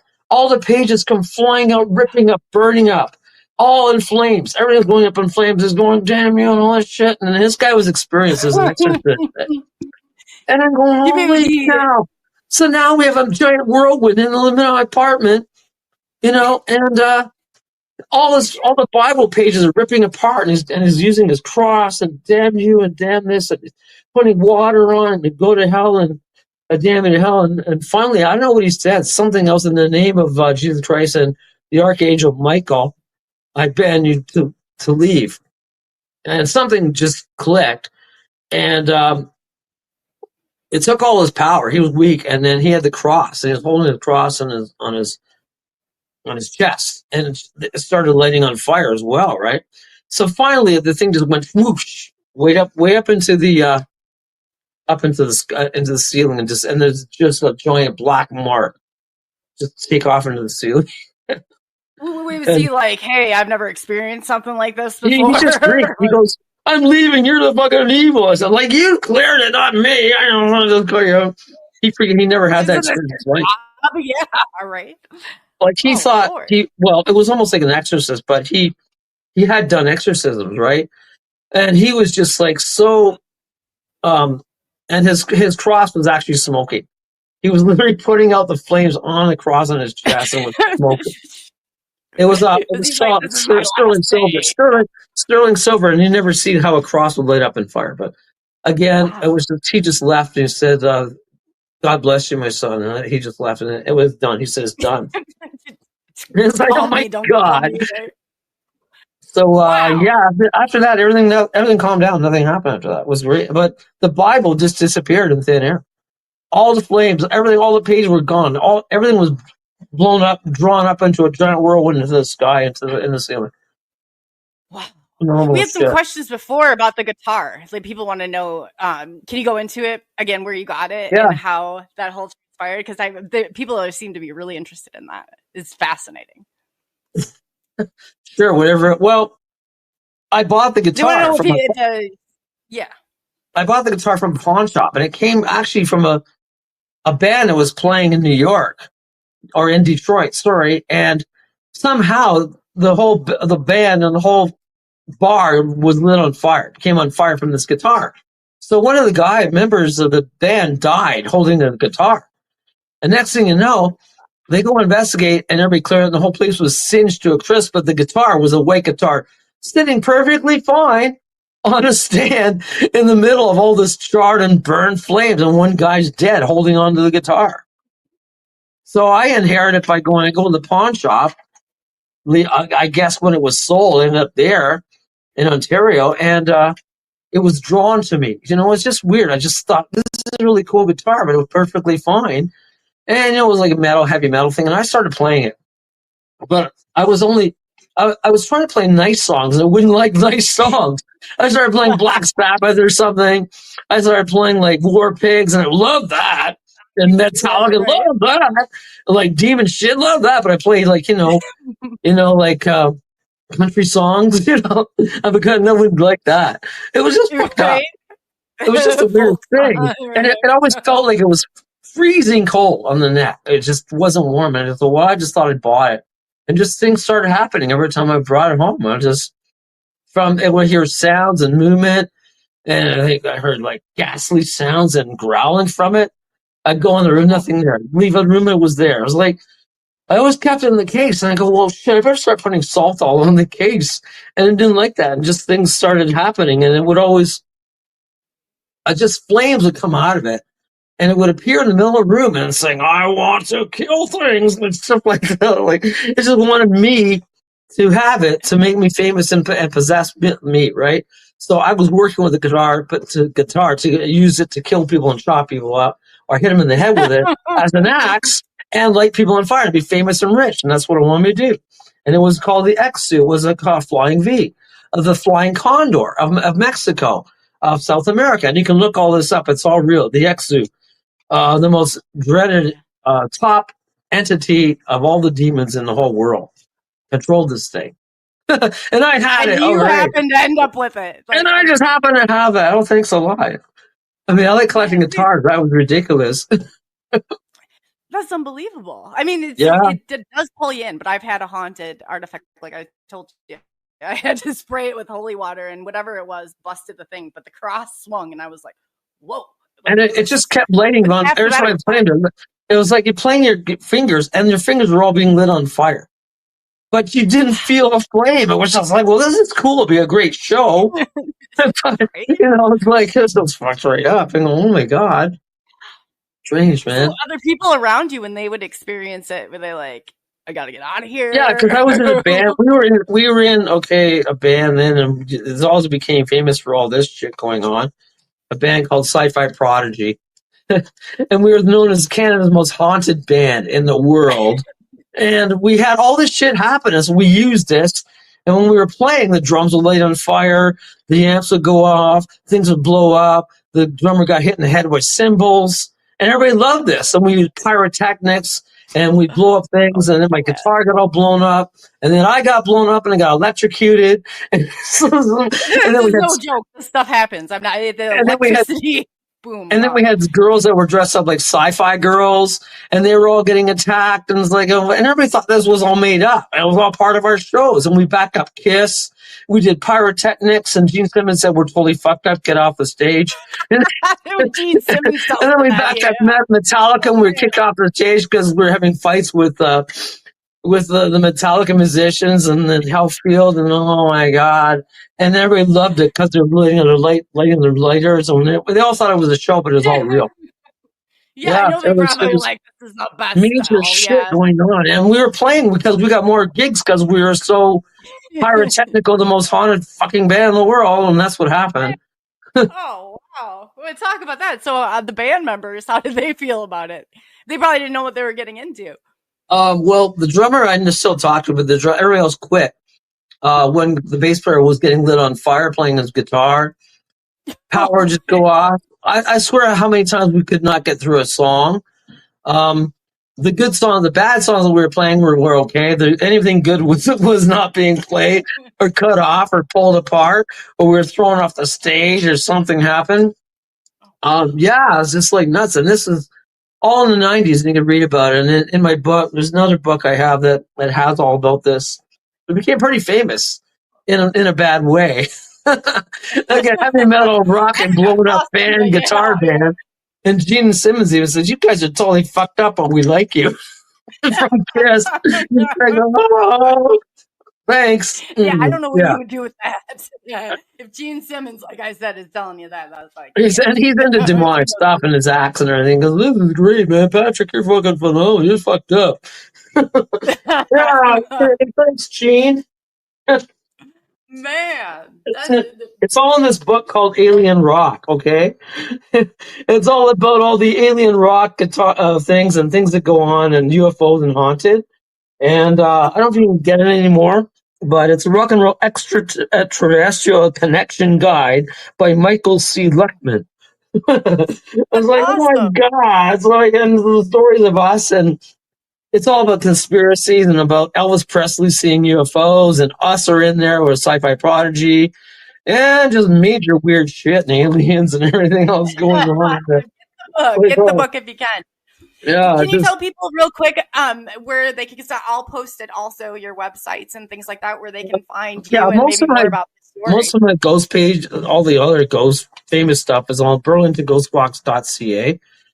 And my famous bio page, which is I'm with Travel Channel and Discovery Channel, so it's Facebook. The Facebook page is Discovery Ghosts, and then you can see all that on my postings. Everybody, if and you my have videos not are on followed there. it, Pardon? follow. I said if people have not followed yet, it's great. I've gone through it all. And you saw it, I guess, too. So that's that. And of course, Burlington Ghost Walks is my bio page as well. So I've been in this for 30 years. And I'm still alive. And you're still alive. I mean, I'm against all odds. What do you think it is about you they're so attracted to? I think the ghosts and demons are still trying to get through to me, but I acknowledge it and respect it. And I think that's one thing you have to do. You can't fear it. You got to understand it. But they want fear and they want to break you down. But I've cleared demons, I've cleared ghosts, and I can tell anybody who has demon activity happening, it's the easiest way to clear it. The simplest, most way to get rid of it is to ignore it. Honestly, when you ignore a person, that pisses somebody off so much. If you don't talk to somebody for a week or 2 weeks or nothing, that pisses off more than anybody else in the whole world. You don't have to say anything. So demons want to break you down, attack you, and get an interaction, get talking. If you don't talk to it and ignore it, they go, shit, the guy's not doing anything. And they get really upset and they just leave. After 3 days, they go, well, they can't talk to us and we can't do anything to them, so we're just going to leave. Because you have to, you're sitting there with other people and it's like, well, you can't really tell them what's going on exactly, maybe all the time. No, but I mean, if you're having a lot of demonic activity, the main thing is possession and to take over you. If you don't interact with it, don't discuss it, and they can't get a reaction out of you. Because the whole thing is they're swearing over and go, well, fuck you then too. And then like, well, fuck you. It's like, so if you don't say anything, go, have a nice day. And they get more and more pissed off. And they're like, I got all kinds of, that's true. Yeah. So it's like anybody else. If you talk to them and your girlfriend and you just don't talk to them, they get more pissed off and get really, really mad and want to leave you. Yeah, if you ignore somebody. That is so true too. That's like that's the worst when somebody does that. It's like, well, I want to get that word in. And they're not. They're the underworld, right? So they're not. They thrive on living, experiencing life through you as a person, a living person. So when they can't get that and can't really get a reaction, they can't live through you to do anything. Right? I always say if you're going in there, but it's always fun when you're going through to have a couple people in there with a reaction. But I was like, you show no fear. Show no fear. Like I show no fear. I piss them off. I go, okay, have a nice day. And they start swearing off. You go, okay, come on, bite me. Okay, I'll bite you back. And stuff like, it's like, no, but you can't react. You can't break down, become scared and really freaked out because then you agree to what they're doing, right? Yeah. It's possession. Right. It's breaking you down all the time. They don't sleep. So you're not sleeping and everything else. They don't either. You're right. They got a lot of time on us. Yeah, it works like that. I mean, I found that's okay, you can do other things in a room. Like for negativity and of course demons hate anything acidic, right? So if you cut a lemon in half in 4 pieces or 3 pieces of part of the Trinity, part of the Holy Ghost, Spirit, and what is the other one? God, the Spirit, and Holy Ghost. So if you cut that in Trinity and a lemon, a fresh lemon, put it in a bowl in your room by your bed, it'll absorb all negative activity in the room. Really? I'm going to try Yeah. this. Also, if you light a white candle in a room for half an hour, it will also absorb energy and absorb negativity and cleanse your room. So there's many ways to do it like that. That's awesome. I didn't know that. I did not know that about the citrus. That's good to know. And I don't know if you know this, but a lot of priests will eat chocolate before they go to bed because chocolate somehow aliens and demons can't stand it, and they won't even come near you. It's like a stench. It's a smell. They won't even come near you and possess you. So if you eat dark chocolate at night, you're fine. Because I've had good sleeps and never had abductions at night anymore after that. You eat dark chocolate every night?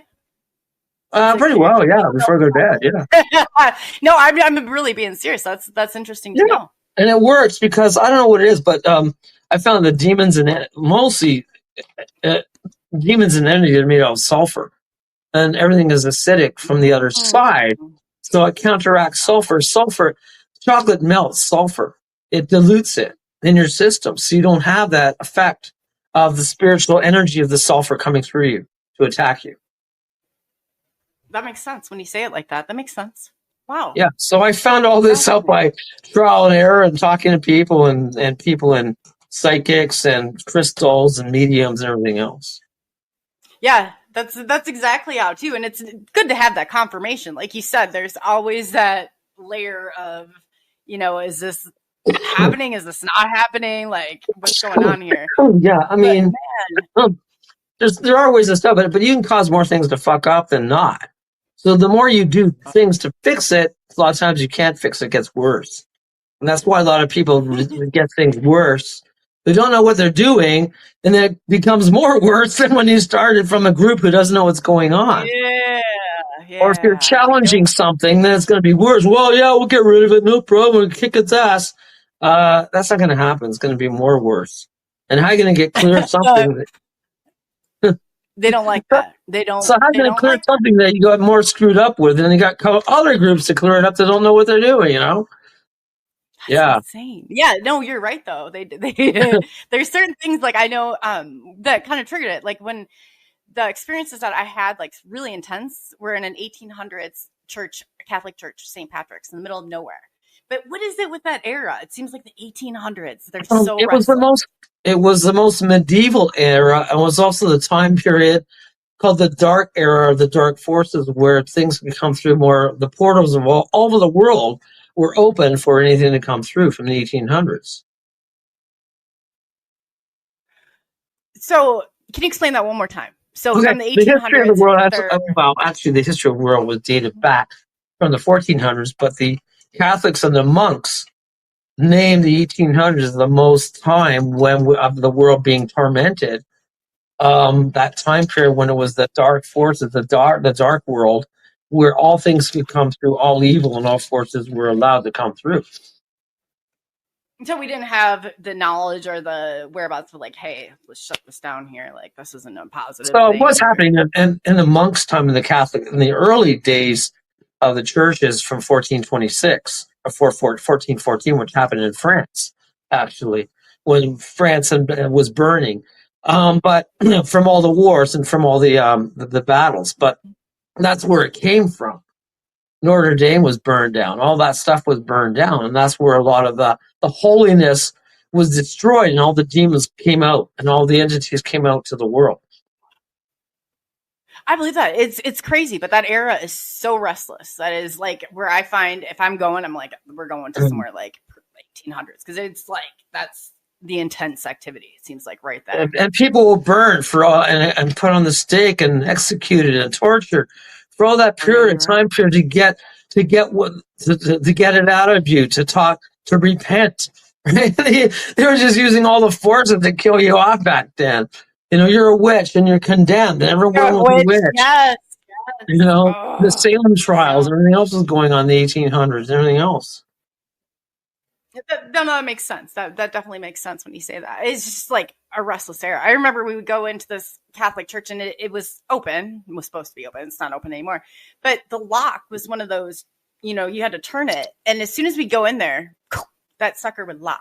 And I was Yeah. like, So I if had to anybody, literally tell you can't lock us in here. You got to let us out. And then it was right. So if anybody's okay. following the history of that, that's where the dark world came from, that whole time period. And that's where Harry Potter, the movie, came from to build off on that whole theme.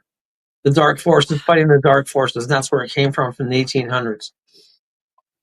Yeah, you're right. That's fascinating.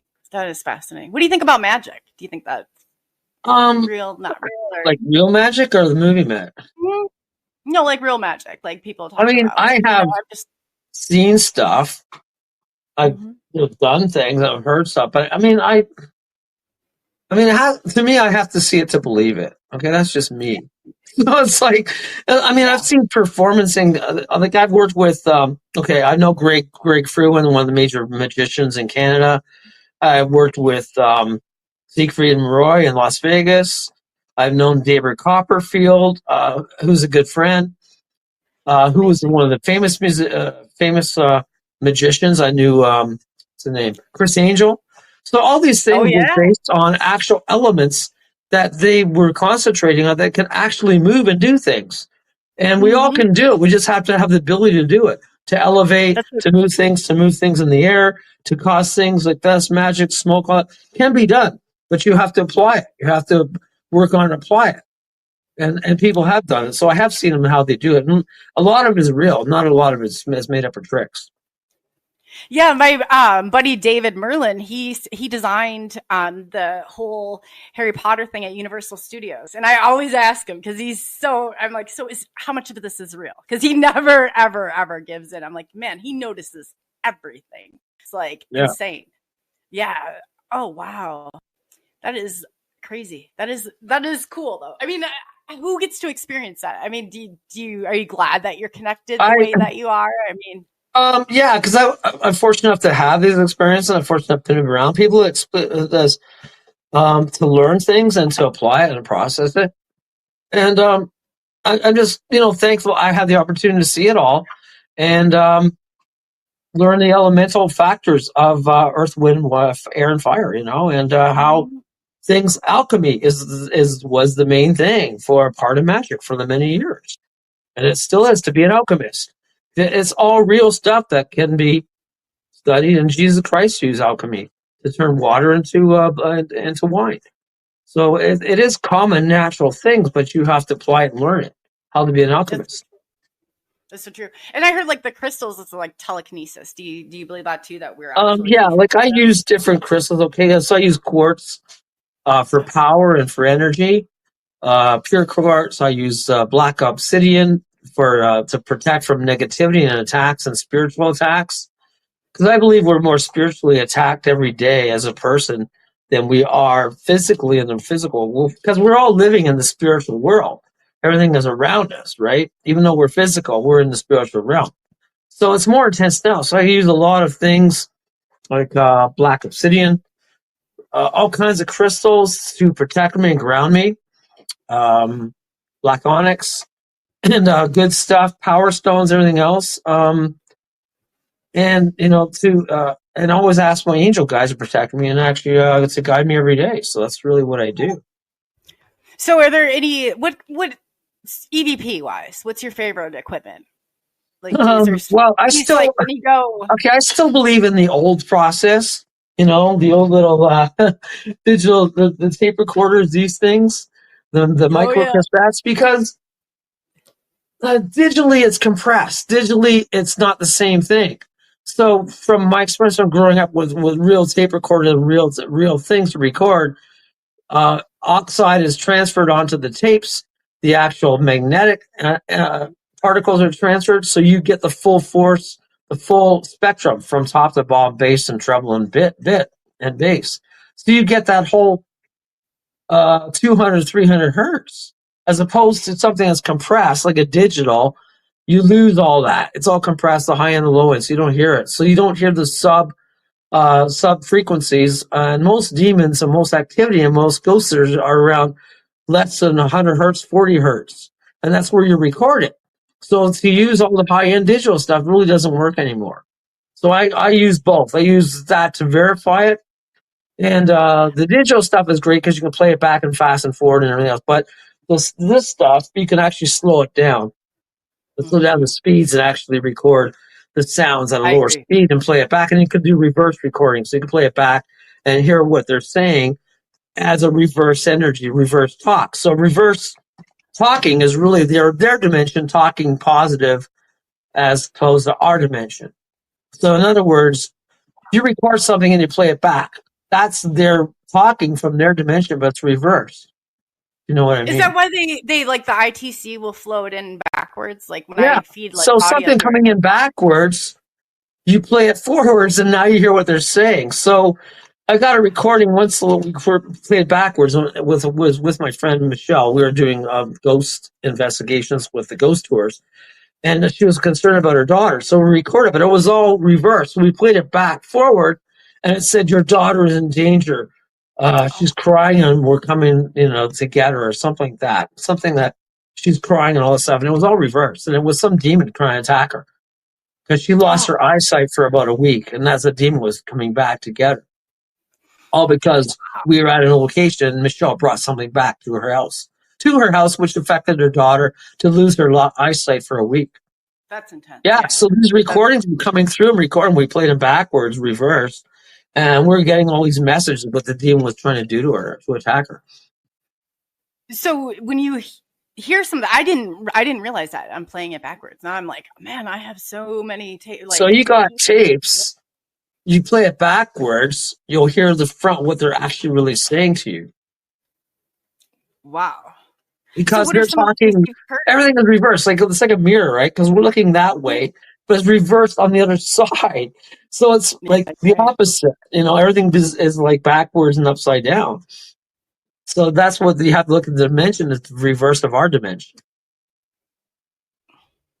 Now I've probably confused everybody out there. Thank you very much. I think I'm totally fucked up. I get what you're saying, though. I get what you're saying, because if they know about, like, if you're feeding equipment through, that ITC usually feeds through backwards. And I always thought that was like a way to, I didn't realize all that. I did just kind of like hit. So everything is interdimensional, meaning that it's coming from one portal. You can actually analyze a dimension of a portal. I've had portals in here that have actually spectrum analyzed to get a frequency from a portal opening up for entities and ghosts to come through. Yeah. Which you can do that, providing you have the right equipment and something is coming through, and you can analyze it, and then you can actually figure it out as a spectrum, as a noise generator too, and you can analyze it. So do you kind of have your own equipment, or do you find? I always would find. I have new and old equipment. I have, like I said, a tone generator, a white noise generator. I have different things. I have an EMF. I have a K2 meter. I love the K2 meters. Those are the K2 meters are great because when I'm on the ghost tours, they really light up for ghost activity, and people freak out. Wow, it was on the show. It was lighting up. Oh yeah, definitely. But my best thing really is my phone, because you can capture everything on your phone and record it and EVP it and download it. And I have another couple of audio programs. Audiosity is great because you can record everything, capture one little clip. You can reverse it, hone in on it, enhance it, make it louder. So Audiosity is just a fantastic program for computers if you're doing like a lot of EVP stuff.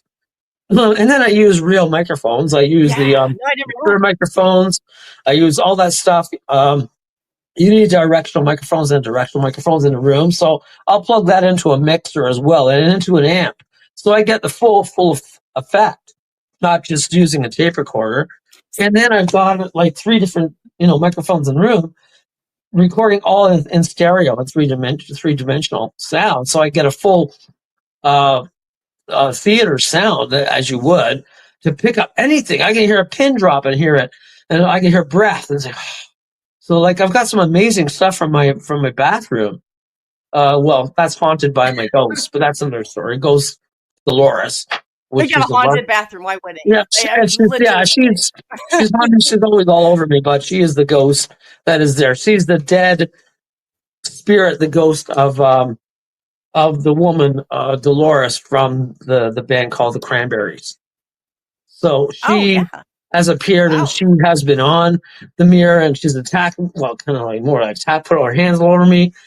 fingers, like loving me and trying to portray her story as well. So I've recaptured her and her sounds and her voices and talking to me, as well as all her fingers on my face and on my head and on my body and on my chest, and coming to me and showing me how she died as well, because she basically committed suicide. She died in a bathtub, and she was going through a heartache from her husband, and you can actually see the ring on one of my photos that she died, and showing me the ring that she drowned in the bathroom, which I was able to capture. So just phenomenal shit. They do, though. That's the common thing that they show you. So I have those videos on TikTok. Anyone want to see them? Fantastic. I captured the ghost of Dolores coming through, and just phenomenal stuff. She's right there peering in the mist and on me. I was like, oh my gosh. It's just bizarre shit that I would just be able to get, you know? That's great. She liked you. She obviously liked you. Well, she does, but I don't.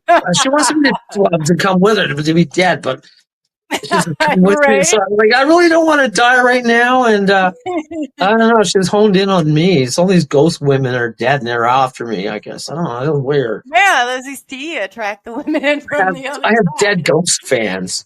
I haven't had problems with the real people, and like the dead ghost fans or women are after me. It's like, oh my God. Yeah, how do you tell them that? I said that if I have to explain this to anybody, they're probably not right. I know they think you're totally, but it's true. It's all real. Like, I have all the evidence. It's just phenomenal. And I want to mention, like, as I was talking before, I just updated one of the videos I had, which is really, really cool, because I caught this demon attached. Okay, a demon taking garbage from a garbage bin. Now, that sounds really stupid, but I don't know why, but I caught it on a security camera. So I'm watching it from my studio out the garbage bin. And all of a sudden, this picture frame is big.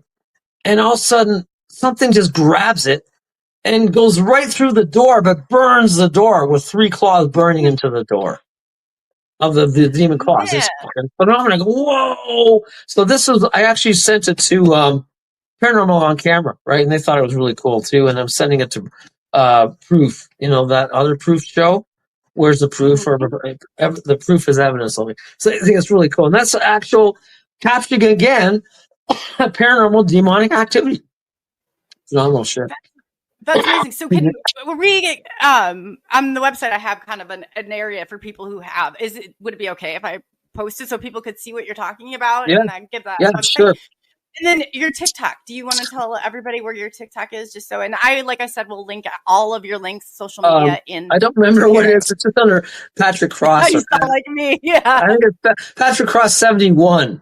I can't remember the exact extension, but if you search it, it's Patrick Cross 71 on TikTok. But it has all the coolest videos there, and Instagram has some of them too. My latest one is that Patrick Cross Ghosts Ghost Patrick Cross on Instagram, and that's the video I just posted of the demon thing. Very cool, of coming through, taking the garbage picture.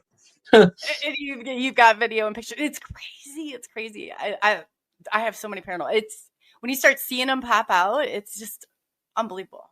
And then my famous one, of course, is the one the Thin Man, which they caught years ago at Emma's back porch. Which is also my website. It's in full picture, full color, reverse, everything. Phenomenal stuff. As this guy, okay, he used to be, I don't know who he is, some British guy just haunting the bar. And he'd always appear in the bar. So one day I'm sitting. Pardon?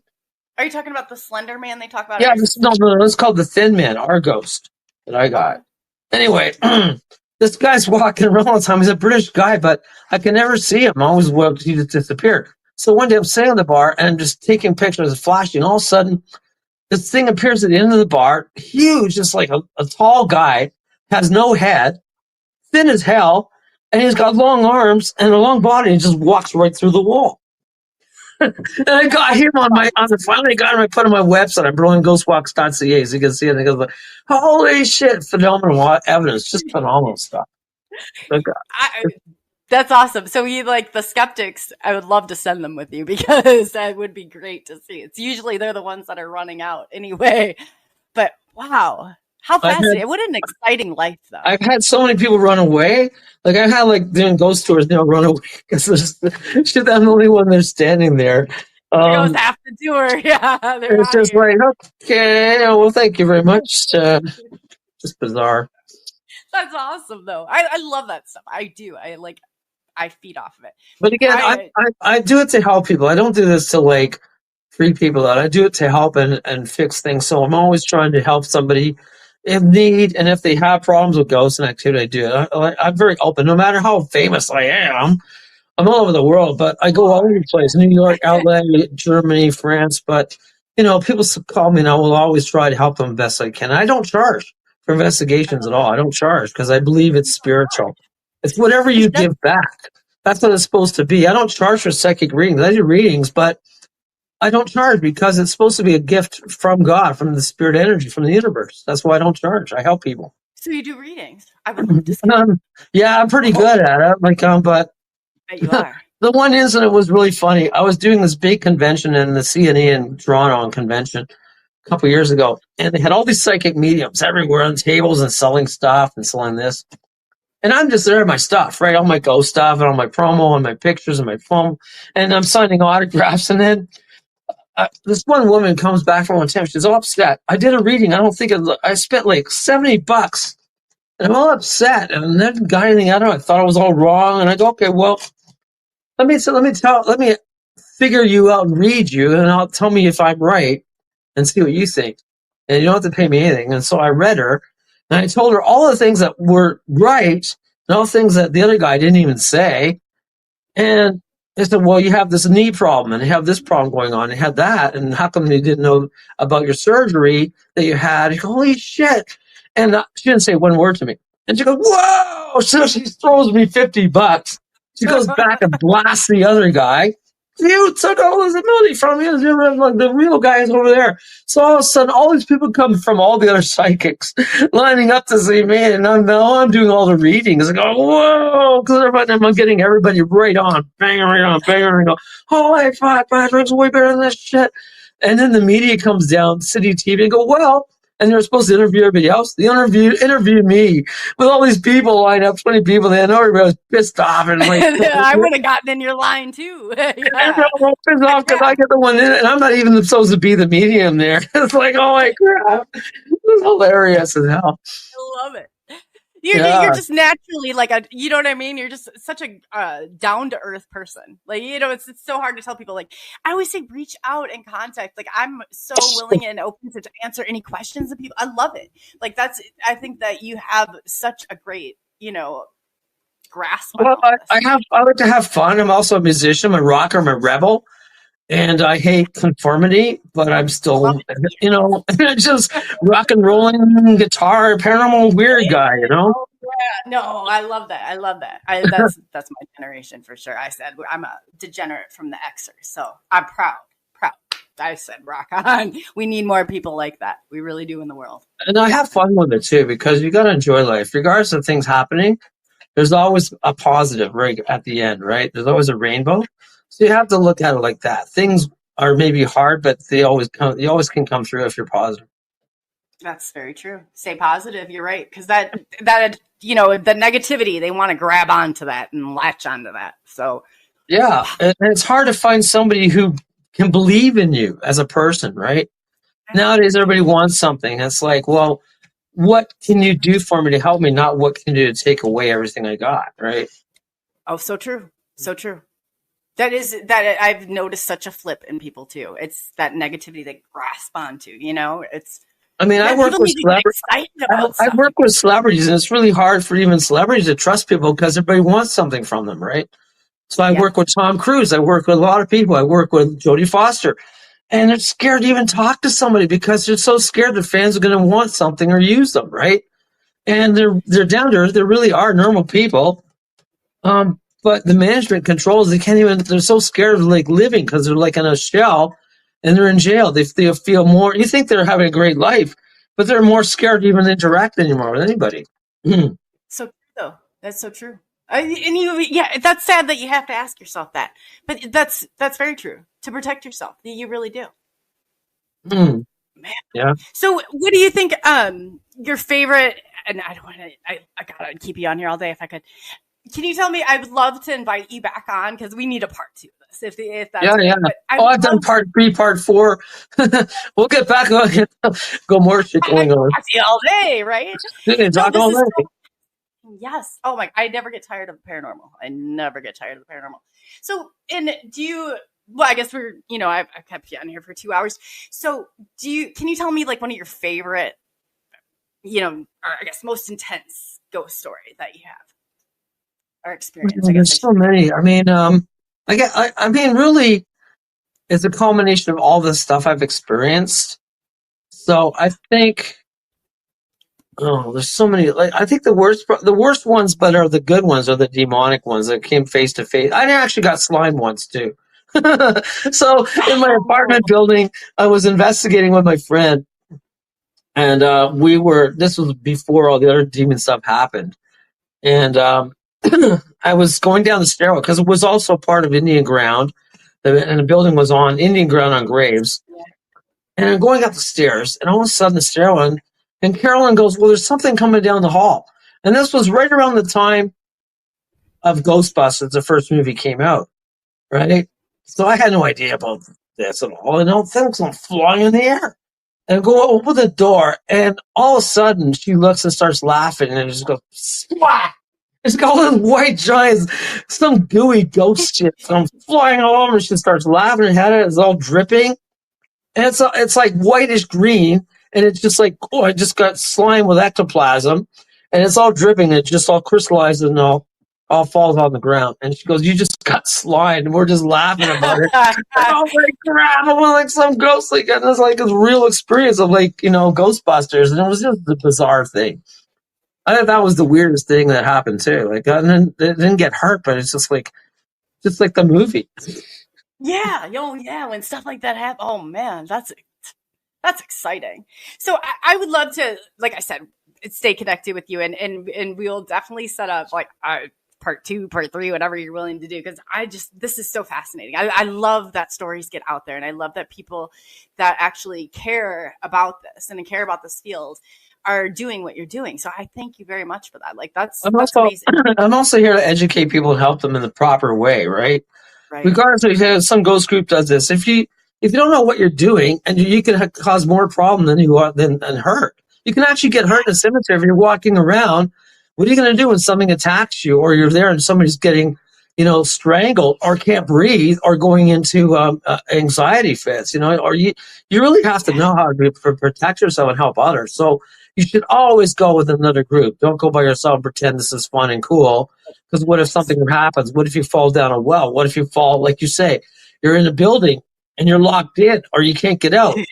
Or you then what? Then what are you going to do? You got to look at safety first, and being with a group. And if you can do that and learn from it, and not intimidate something and respect it, you'll get a lot of it. And it's educational, and you learn a lot, and it's history, and you can apply it to an investigation. And that's really understanding too. Like, I mean, the underlayers. You're just not in this reality. There's so many layers to it. And it's just, breaking that down. I have such a fascination. I have to find out for myself, get those answers. So I absolutely love this. This is great. You're like, I love it. I absolutely love it. But I want to thank you so much for coming on. And I guess, too, that, everybody's been fascinated with this guitar and the story and the slime, and so I'd love to put pictures up. And yeah, they're all there on my website too, and you can hear the video and the interview of the haunted guitar. There's a link on my webpage as well for that. And it's just fantastic stories that I was glad that I was able to relay it, and people published it, and I got it out in the media.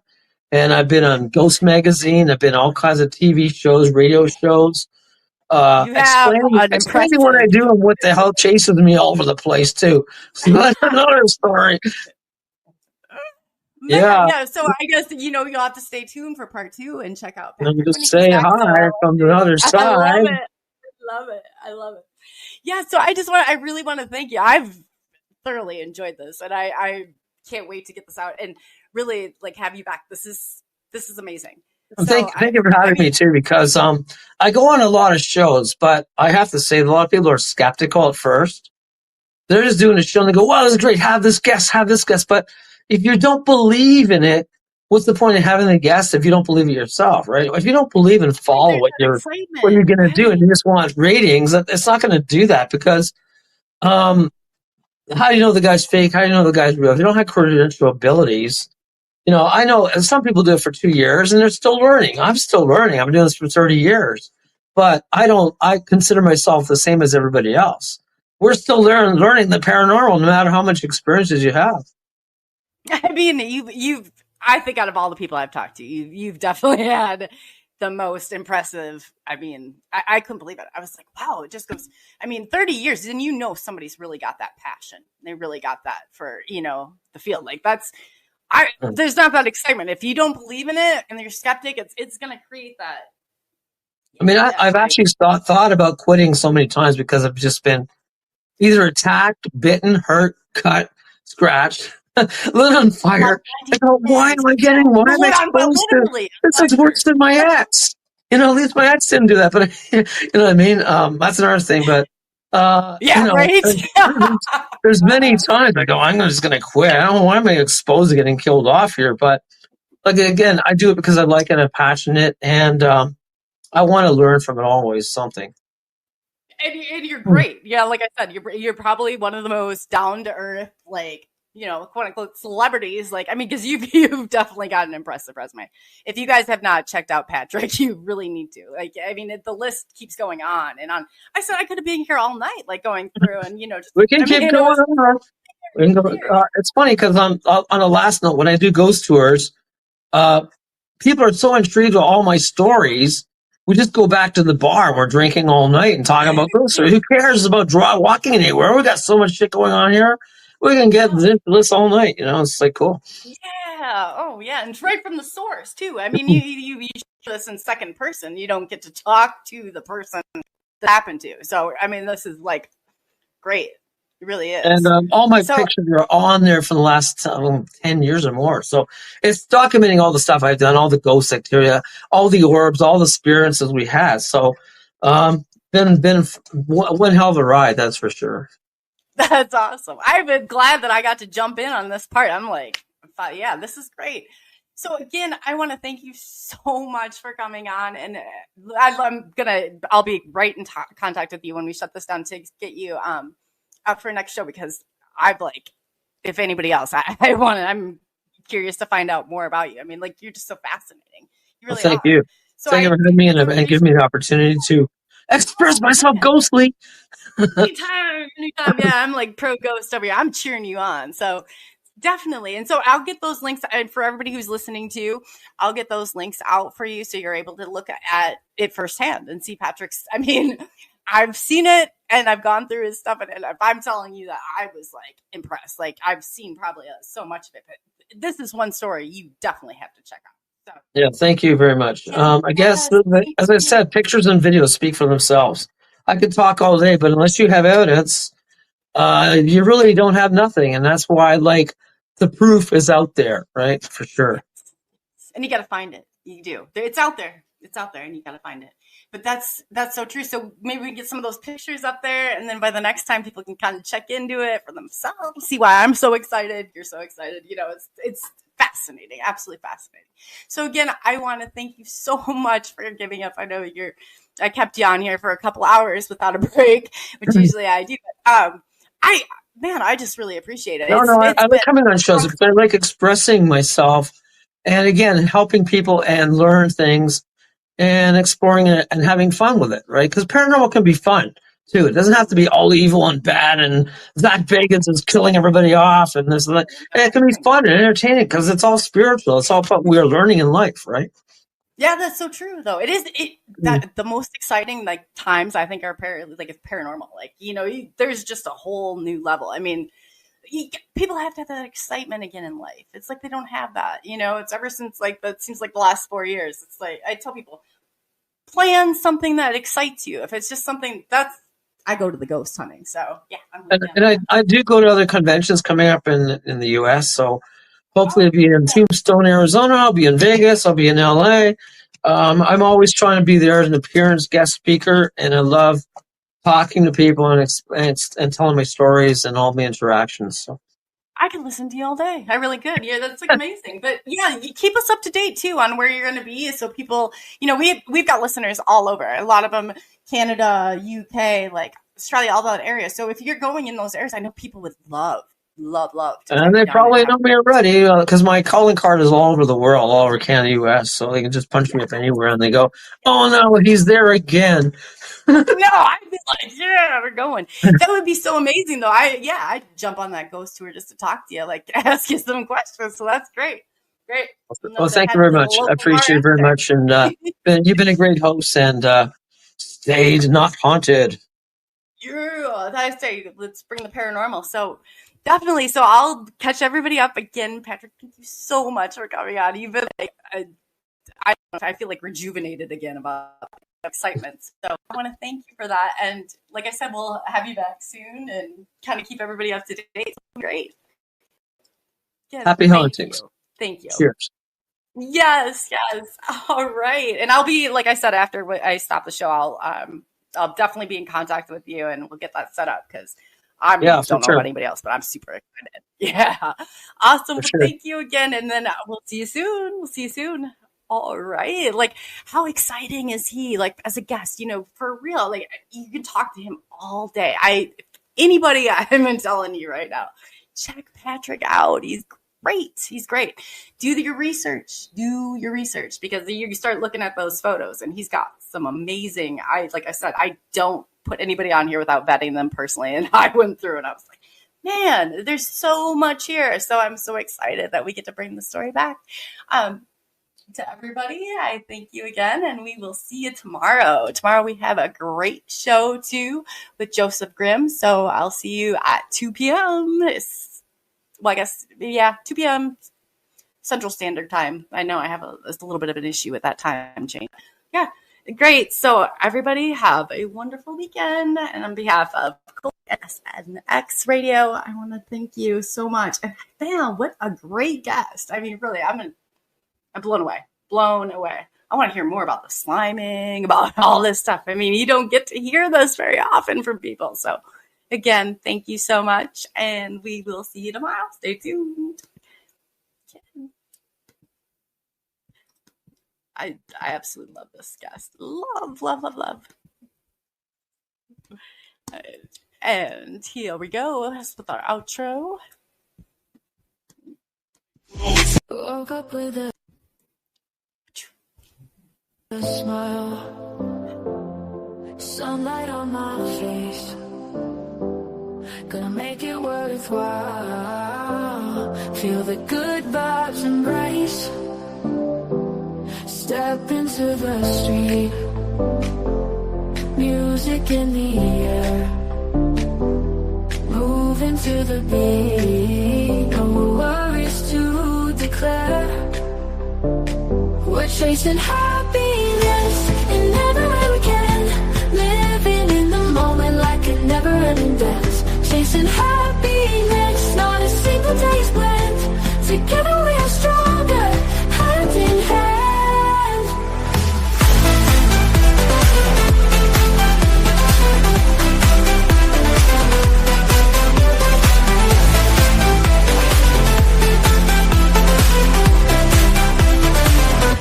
Laughing with my friends, echoes in the park,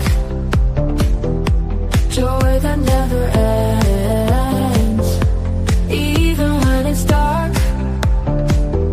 Stars shine in the night, mirror in our eyes. Everything feels right underneath the skies. We're chasing happiness and everywhere we can. Living in the moment like a never-ending dance. Chasing happiness, not a single day's blend. Together we are stronger, hand in hand.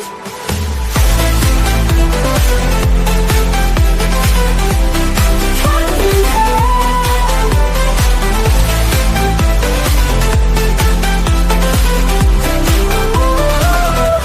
Laughing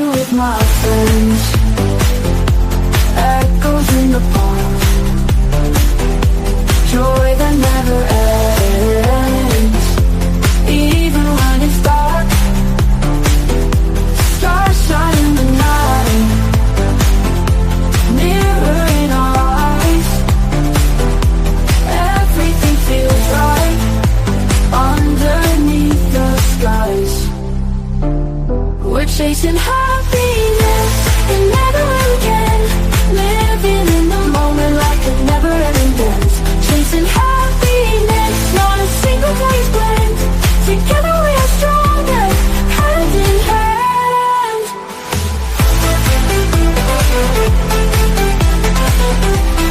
Hand in hand. Hand in hand.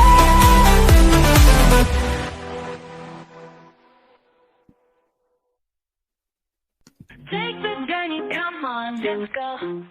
Oh yeah, where the stars and secrets flow.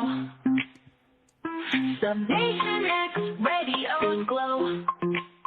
In the night, we'll ride the show into the unknown, unknown.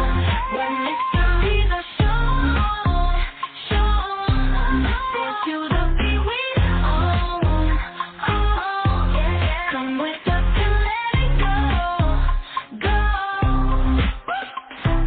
Night sky whispers in the dark. Secret trails will leave a mark. Follow close, ignite that spark. We're alive, it's just the start.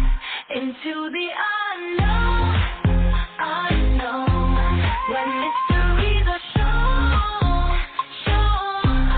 Dare to the beat we own. Come with us and let it go. Feel the rhythm, feel the night. Every heartbeat, pure delight. Mysteries come to life. Hold on tight, it's out of sight. Into the unknown, unknown. When mysteries are shown.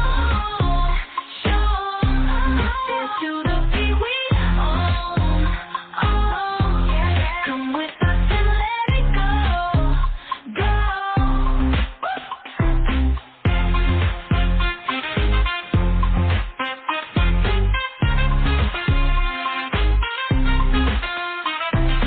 Feel the rhythm, feel the night.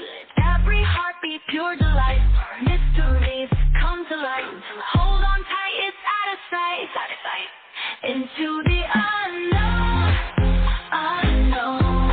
When mysteries are shown. Dare to the beat we own. Come with us and let it go.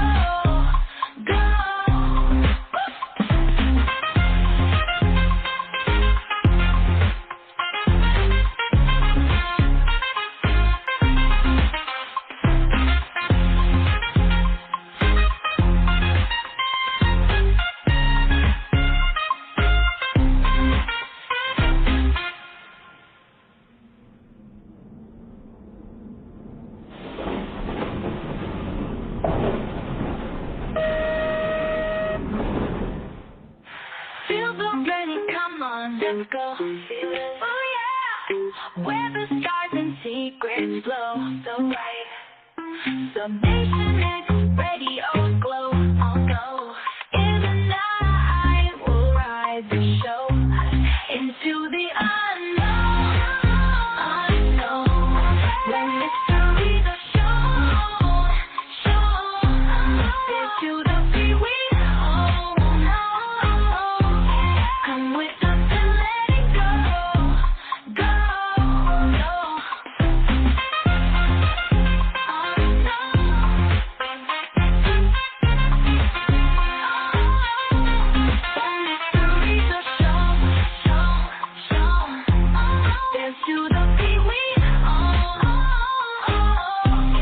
Come with us and let it go.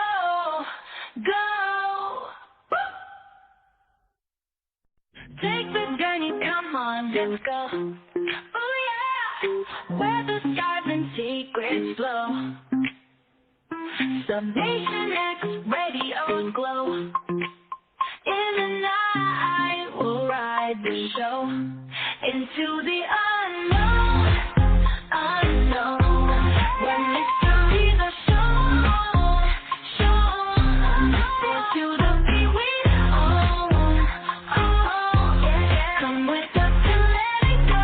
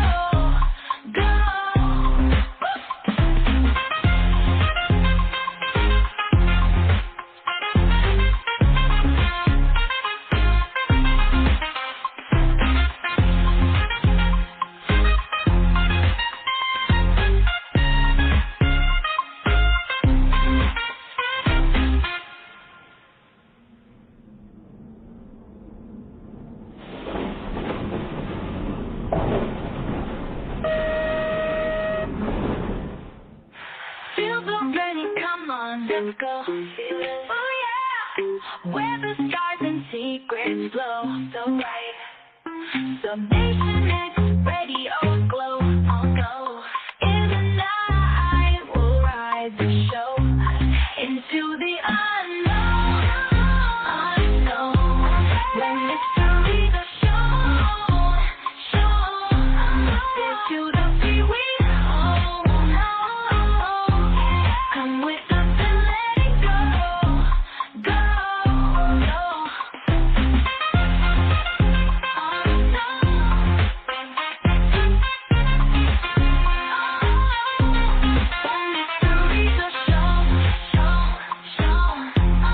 Into the free we own. Come with us and let it go. Go. Take the journey, come on, let's go. Oh yeah, where the stars and secrets flow. Summation X radio's glow. In the night we'll ride the show into the unknown. Unknown, when mysteries are shown. Into the free we own. Come with us and let it go. Night sky whispers in the dark. Secret trails will leave a mark. Follow close, ignite that spark. We're alive, it's just the start. Into the unknown. Unknown, when mysteries are shown. Into the free we own. Come with us and let it go. Feel the rhythm, feel the night. Every heartbeat, pure delight. Mysteries come to life. Hold on tight, it's out of sight. Into the unknown. Unknown, when mysteries are shown. Into the free we own. Come with us and let it go.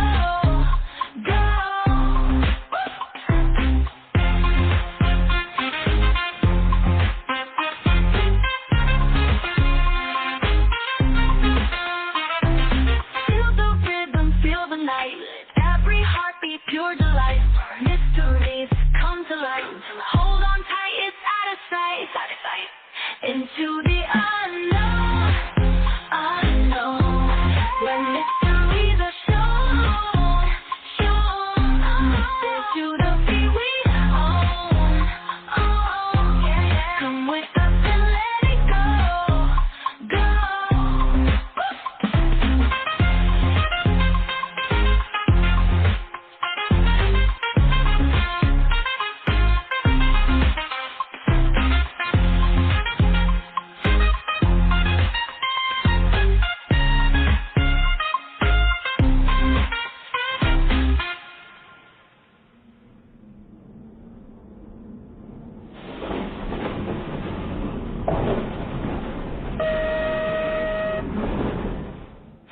Feel the journey, come on, let's go. Oh yeah, where the stars and secrets flow so bright.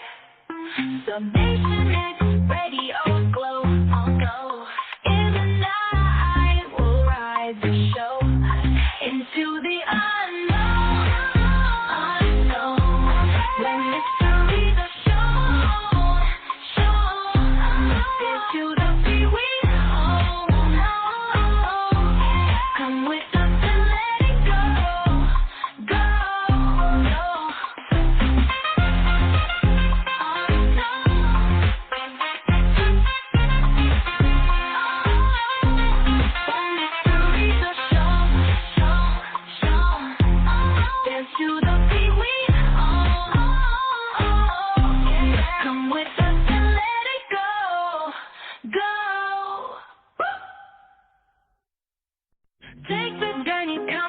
let's go. Oh yeah, where the stars and secrets flow. Summation X radio's glow. In the night, we'll ride the show into the unknown, unknown.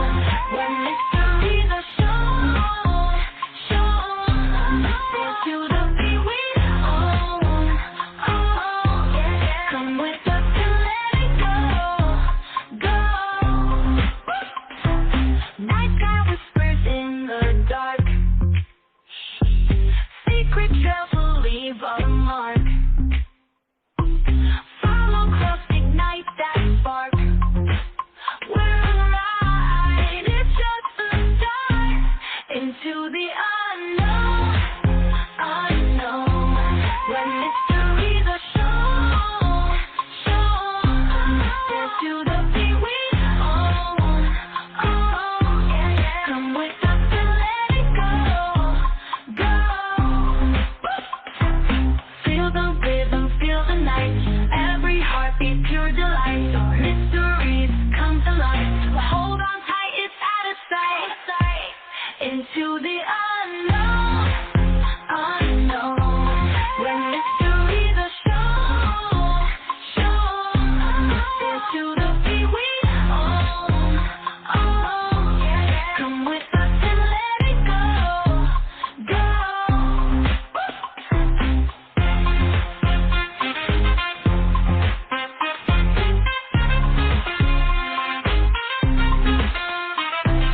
Feel the rhythm, feel the night.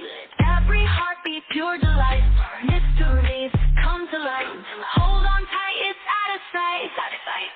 Into the unknown, unknown. When mysteries are shown, shown.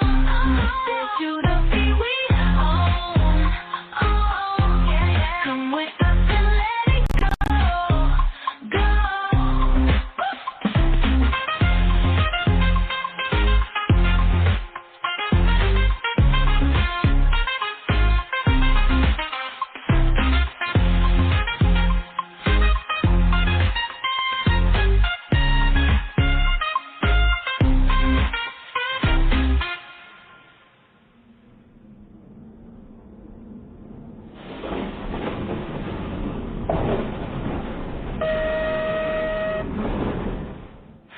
Feel the journey, come on, let's go. Oh yeah, where the stars and secrets flow so bright.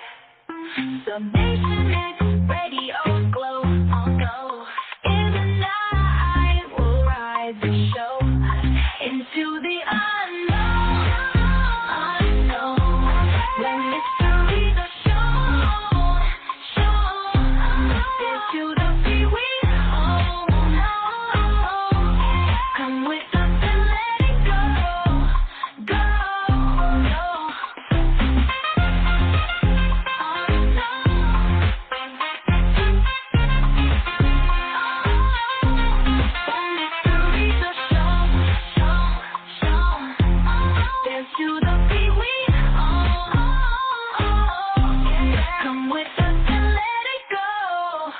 go. Take the journey, come on, let's go. Oh yeah, where the stars and secrets flow. Summation X radio's glow. In the night, we'll ride the show into the unknown, unknown. When mysteries are shown, shown. Dance to the beat we own, own. Come with us and let it go, go. Night sky whispers in the dark. Secret trails will leave a mark. Follow close, ignite that spark.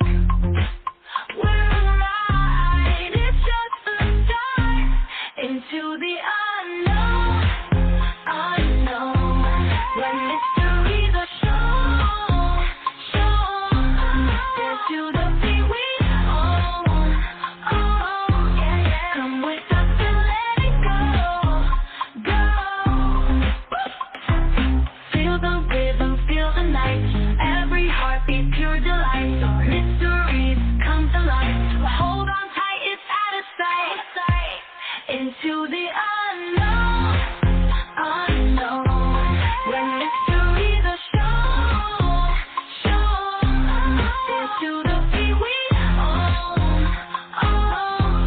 come with us and let it go, go.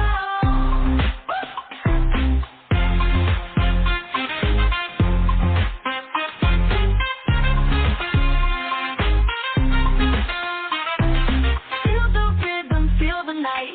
Every heartbeat, pure delight. Mysteries come to light.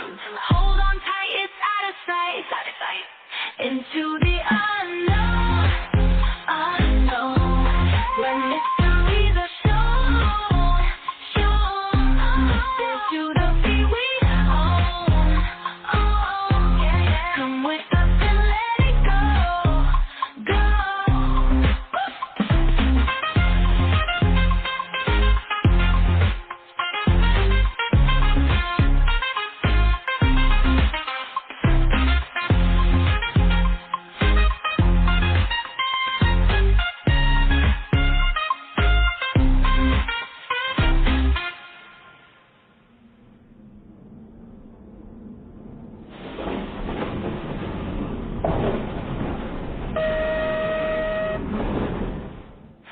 Feel the burning, come on, let's go. Oh yeah, where the stars and secrets flow, so right.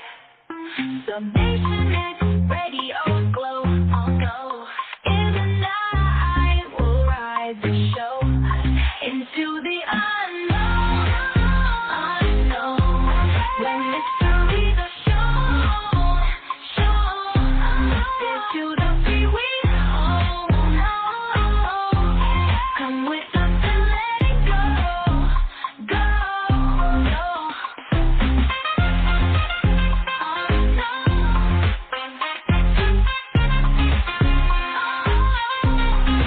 Mysteries are shown, dance to the beat we own, come with us and let it go, go. Take the journey, come on, let's go. Oh yeah, where the stars and secrets flow. Summation X, radio's glow.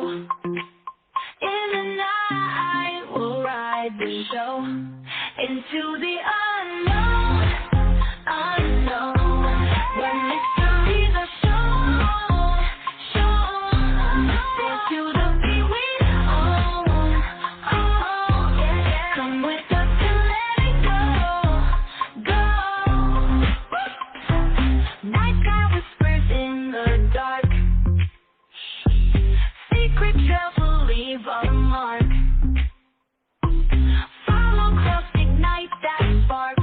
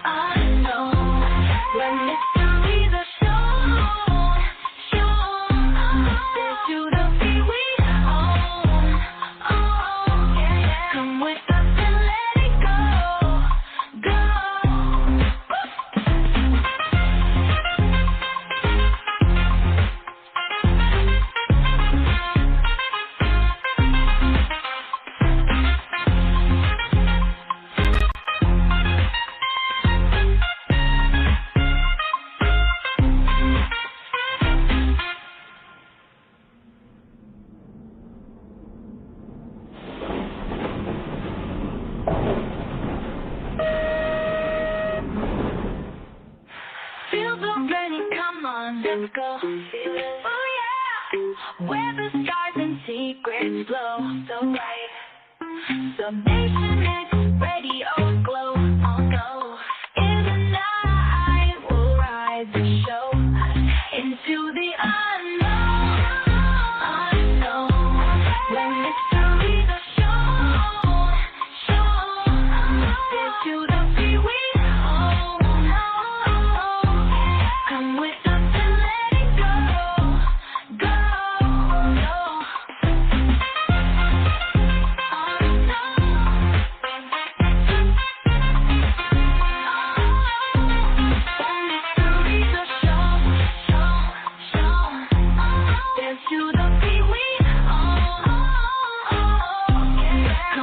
and let it go, go. Take the journey, come on, let's go. Oh yeah, where the stars and secrets flow. Summation X radios glow. In the night we'll ride the show into the unknown. Unknown, when mysteries are shown into the free we own. Come with us and let it go, go. Night sky whispers in the dark. Secret trails will leave a mark. Follow close, ignite that spark. We're alive, it's just the start into the unknown. Unknown, when mysteries are shown into the free we own. Come with us and let it go, go. Feel the rhythm, feel the night. Every heartbeat, pure delight. Mysteries come to life. Hold on tight, it's out of sight. Into the unknown. Unknown, when mysteries are shown into the free we own. Come with us and let it go, go.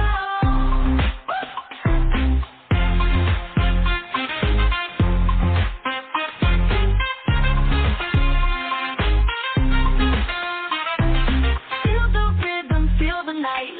Every heartbeat, pure delight. Mysteries come to light. Hold on tight, it's out of sight. Into the unknown. Unknown, when mysteries are shown into the free we own.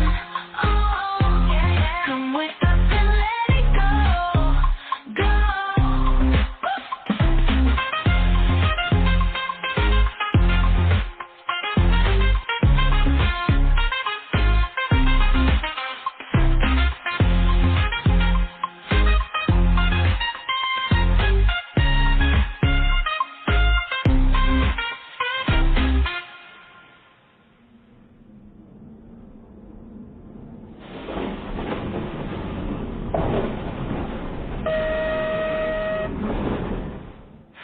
Feel the journey, come on, let's go. Oh yeah, where the stars and secrets flow so bright. Summation X radio glow. Oh no, in the night we'll ride the show into the unknown. Unknown, when mysteries are shown into the free we own. Come with us and let it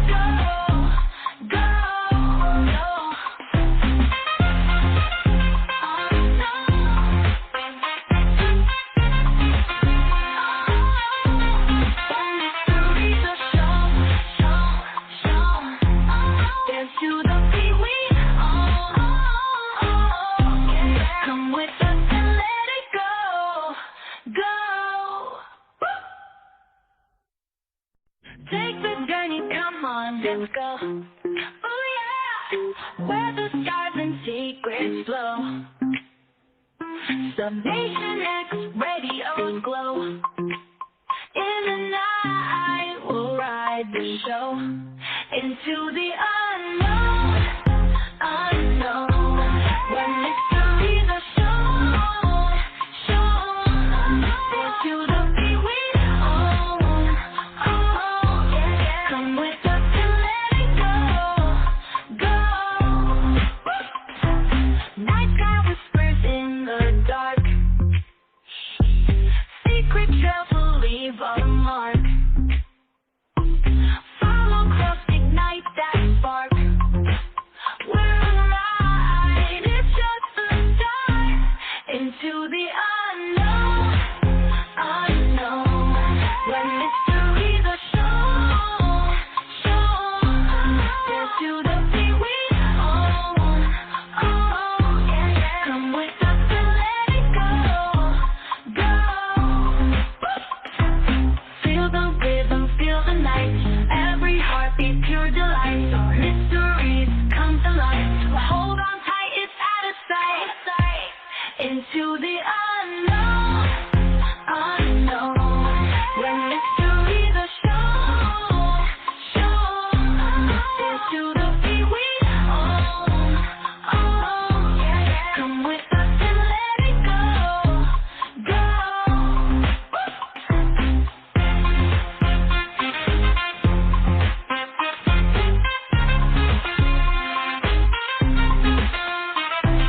Feel the rhythm, feel the night. Every heartbeat, pure delight. Mysteries come to light. Hold on tight, it's out of sight. Into the unknown, unknown. When mysteries are shown, shown. Into the beat we own, own. Come with us and let it go, go.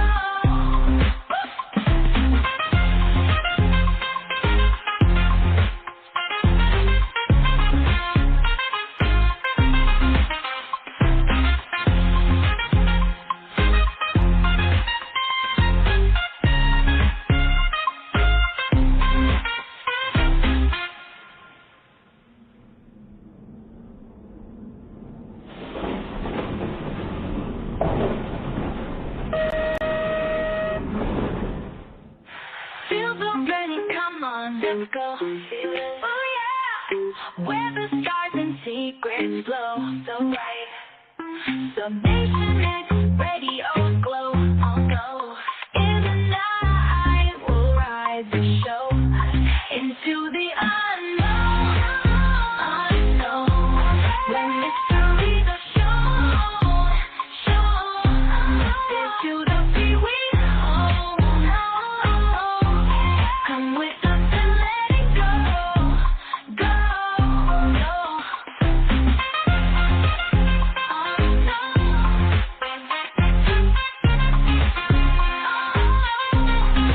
Mysteries are shown, shown. Dance to the beat we own. Come with us and let it go, go. Take the journey, come on, let's go. Oh yeah, where the stars and secrets flow. Summation X radio's glow. In the night, we'll ride the show into the unknown, unknown. When mysteries are shown, shown. Into the beat we own, own. Come with us and let it go, go. Night sky whispers in the dark. Secret trails will leave a mark. Follow close, ignite that spark.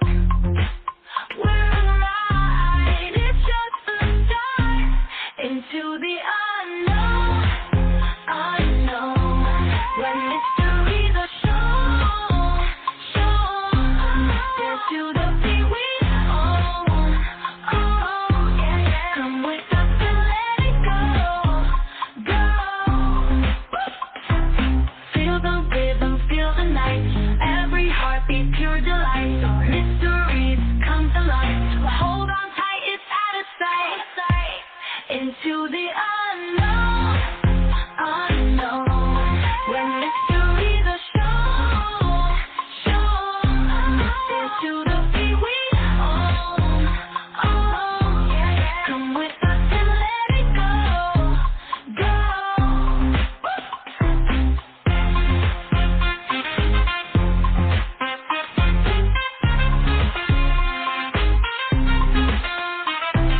Feel the rhythm, feel the night.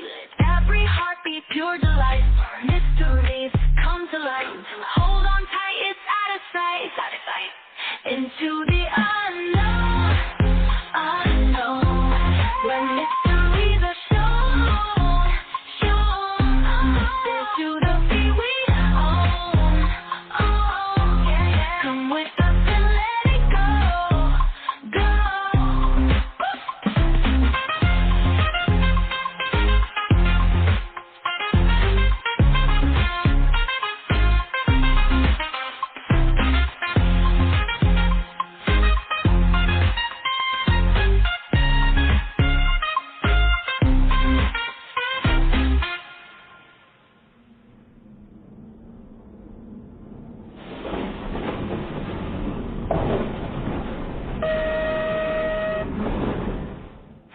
Feel the journey, come on, let's go. Oh yeah, where the stars and secrets flow so bright. Subnation X radio glow, oh no. In the night we'll ride the show into the unknown, unknown. When mysteries are shown, into the free we own, come with us and let it go, go, go.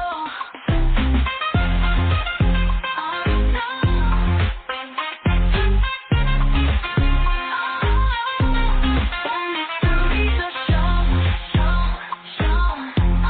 dance to the beat we own, come with us and let it go, go. Take the journey, come on, let's go. Oh yeah, where the stars and secrets flow. Subnation X radios glow. In the night we'll ride the show into the unknown, unknown. When mysteries are shown, into the beat we own, come with us and let it go, go. Night sky whispers in the dark. Secret trails will leave a mark. Follow close, ignite that spark. We're alive, it's just the start. Into the unknown.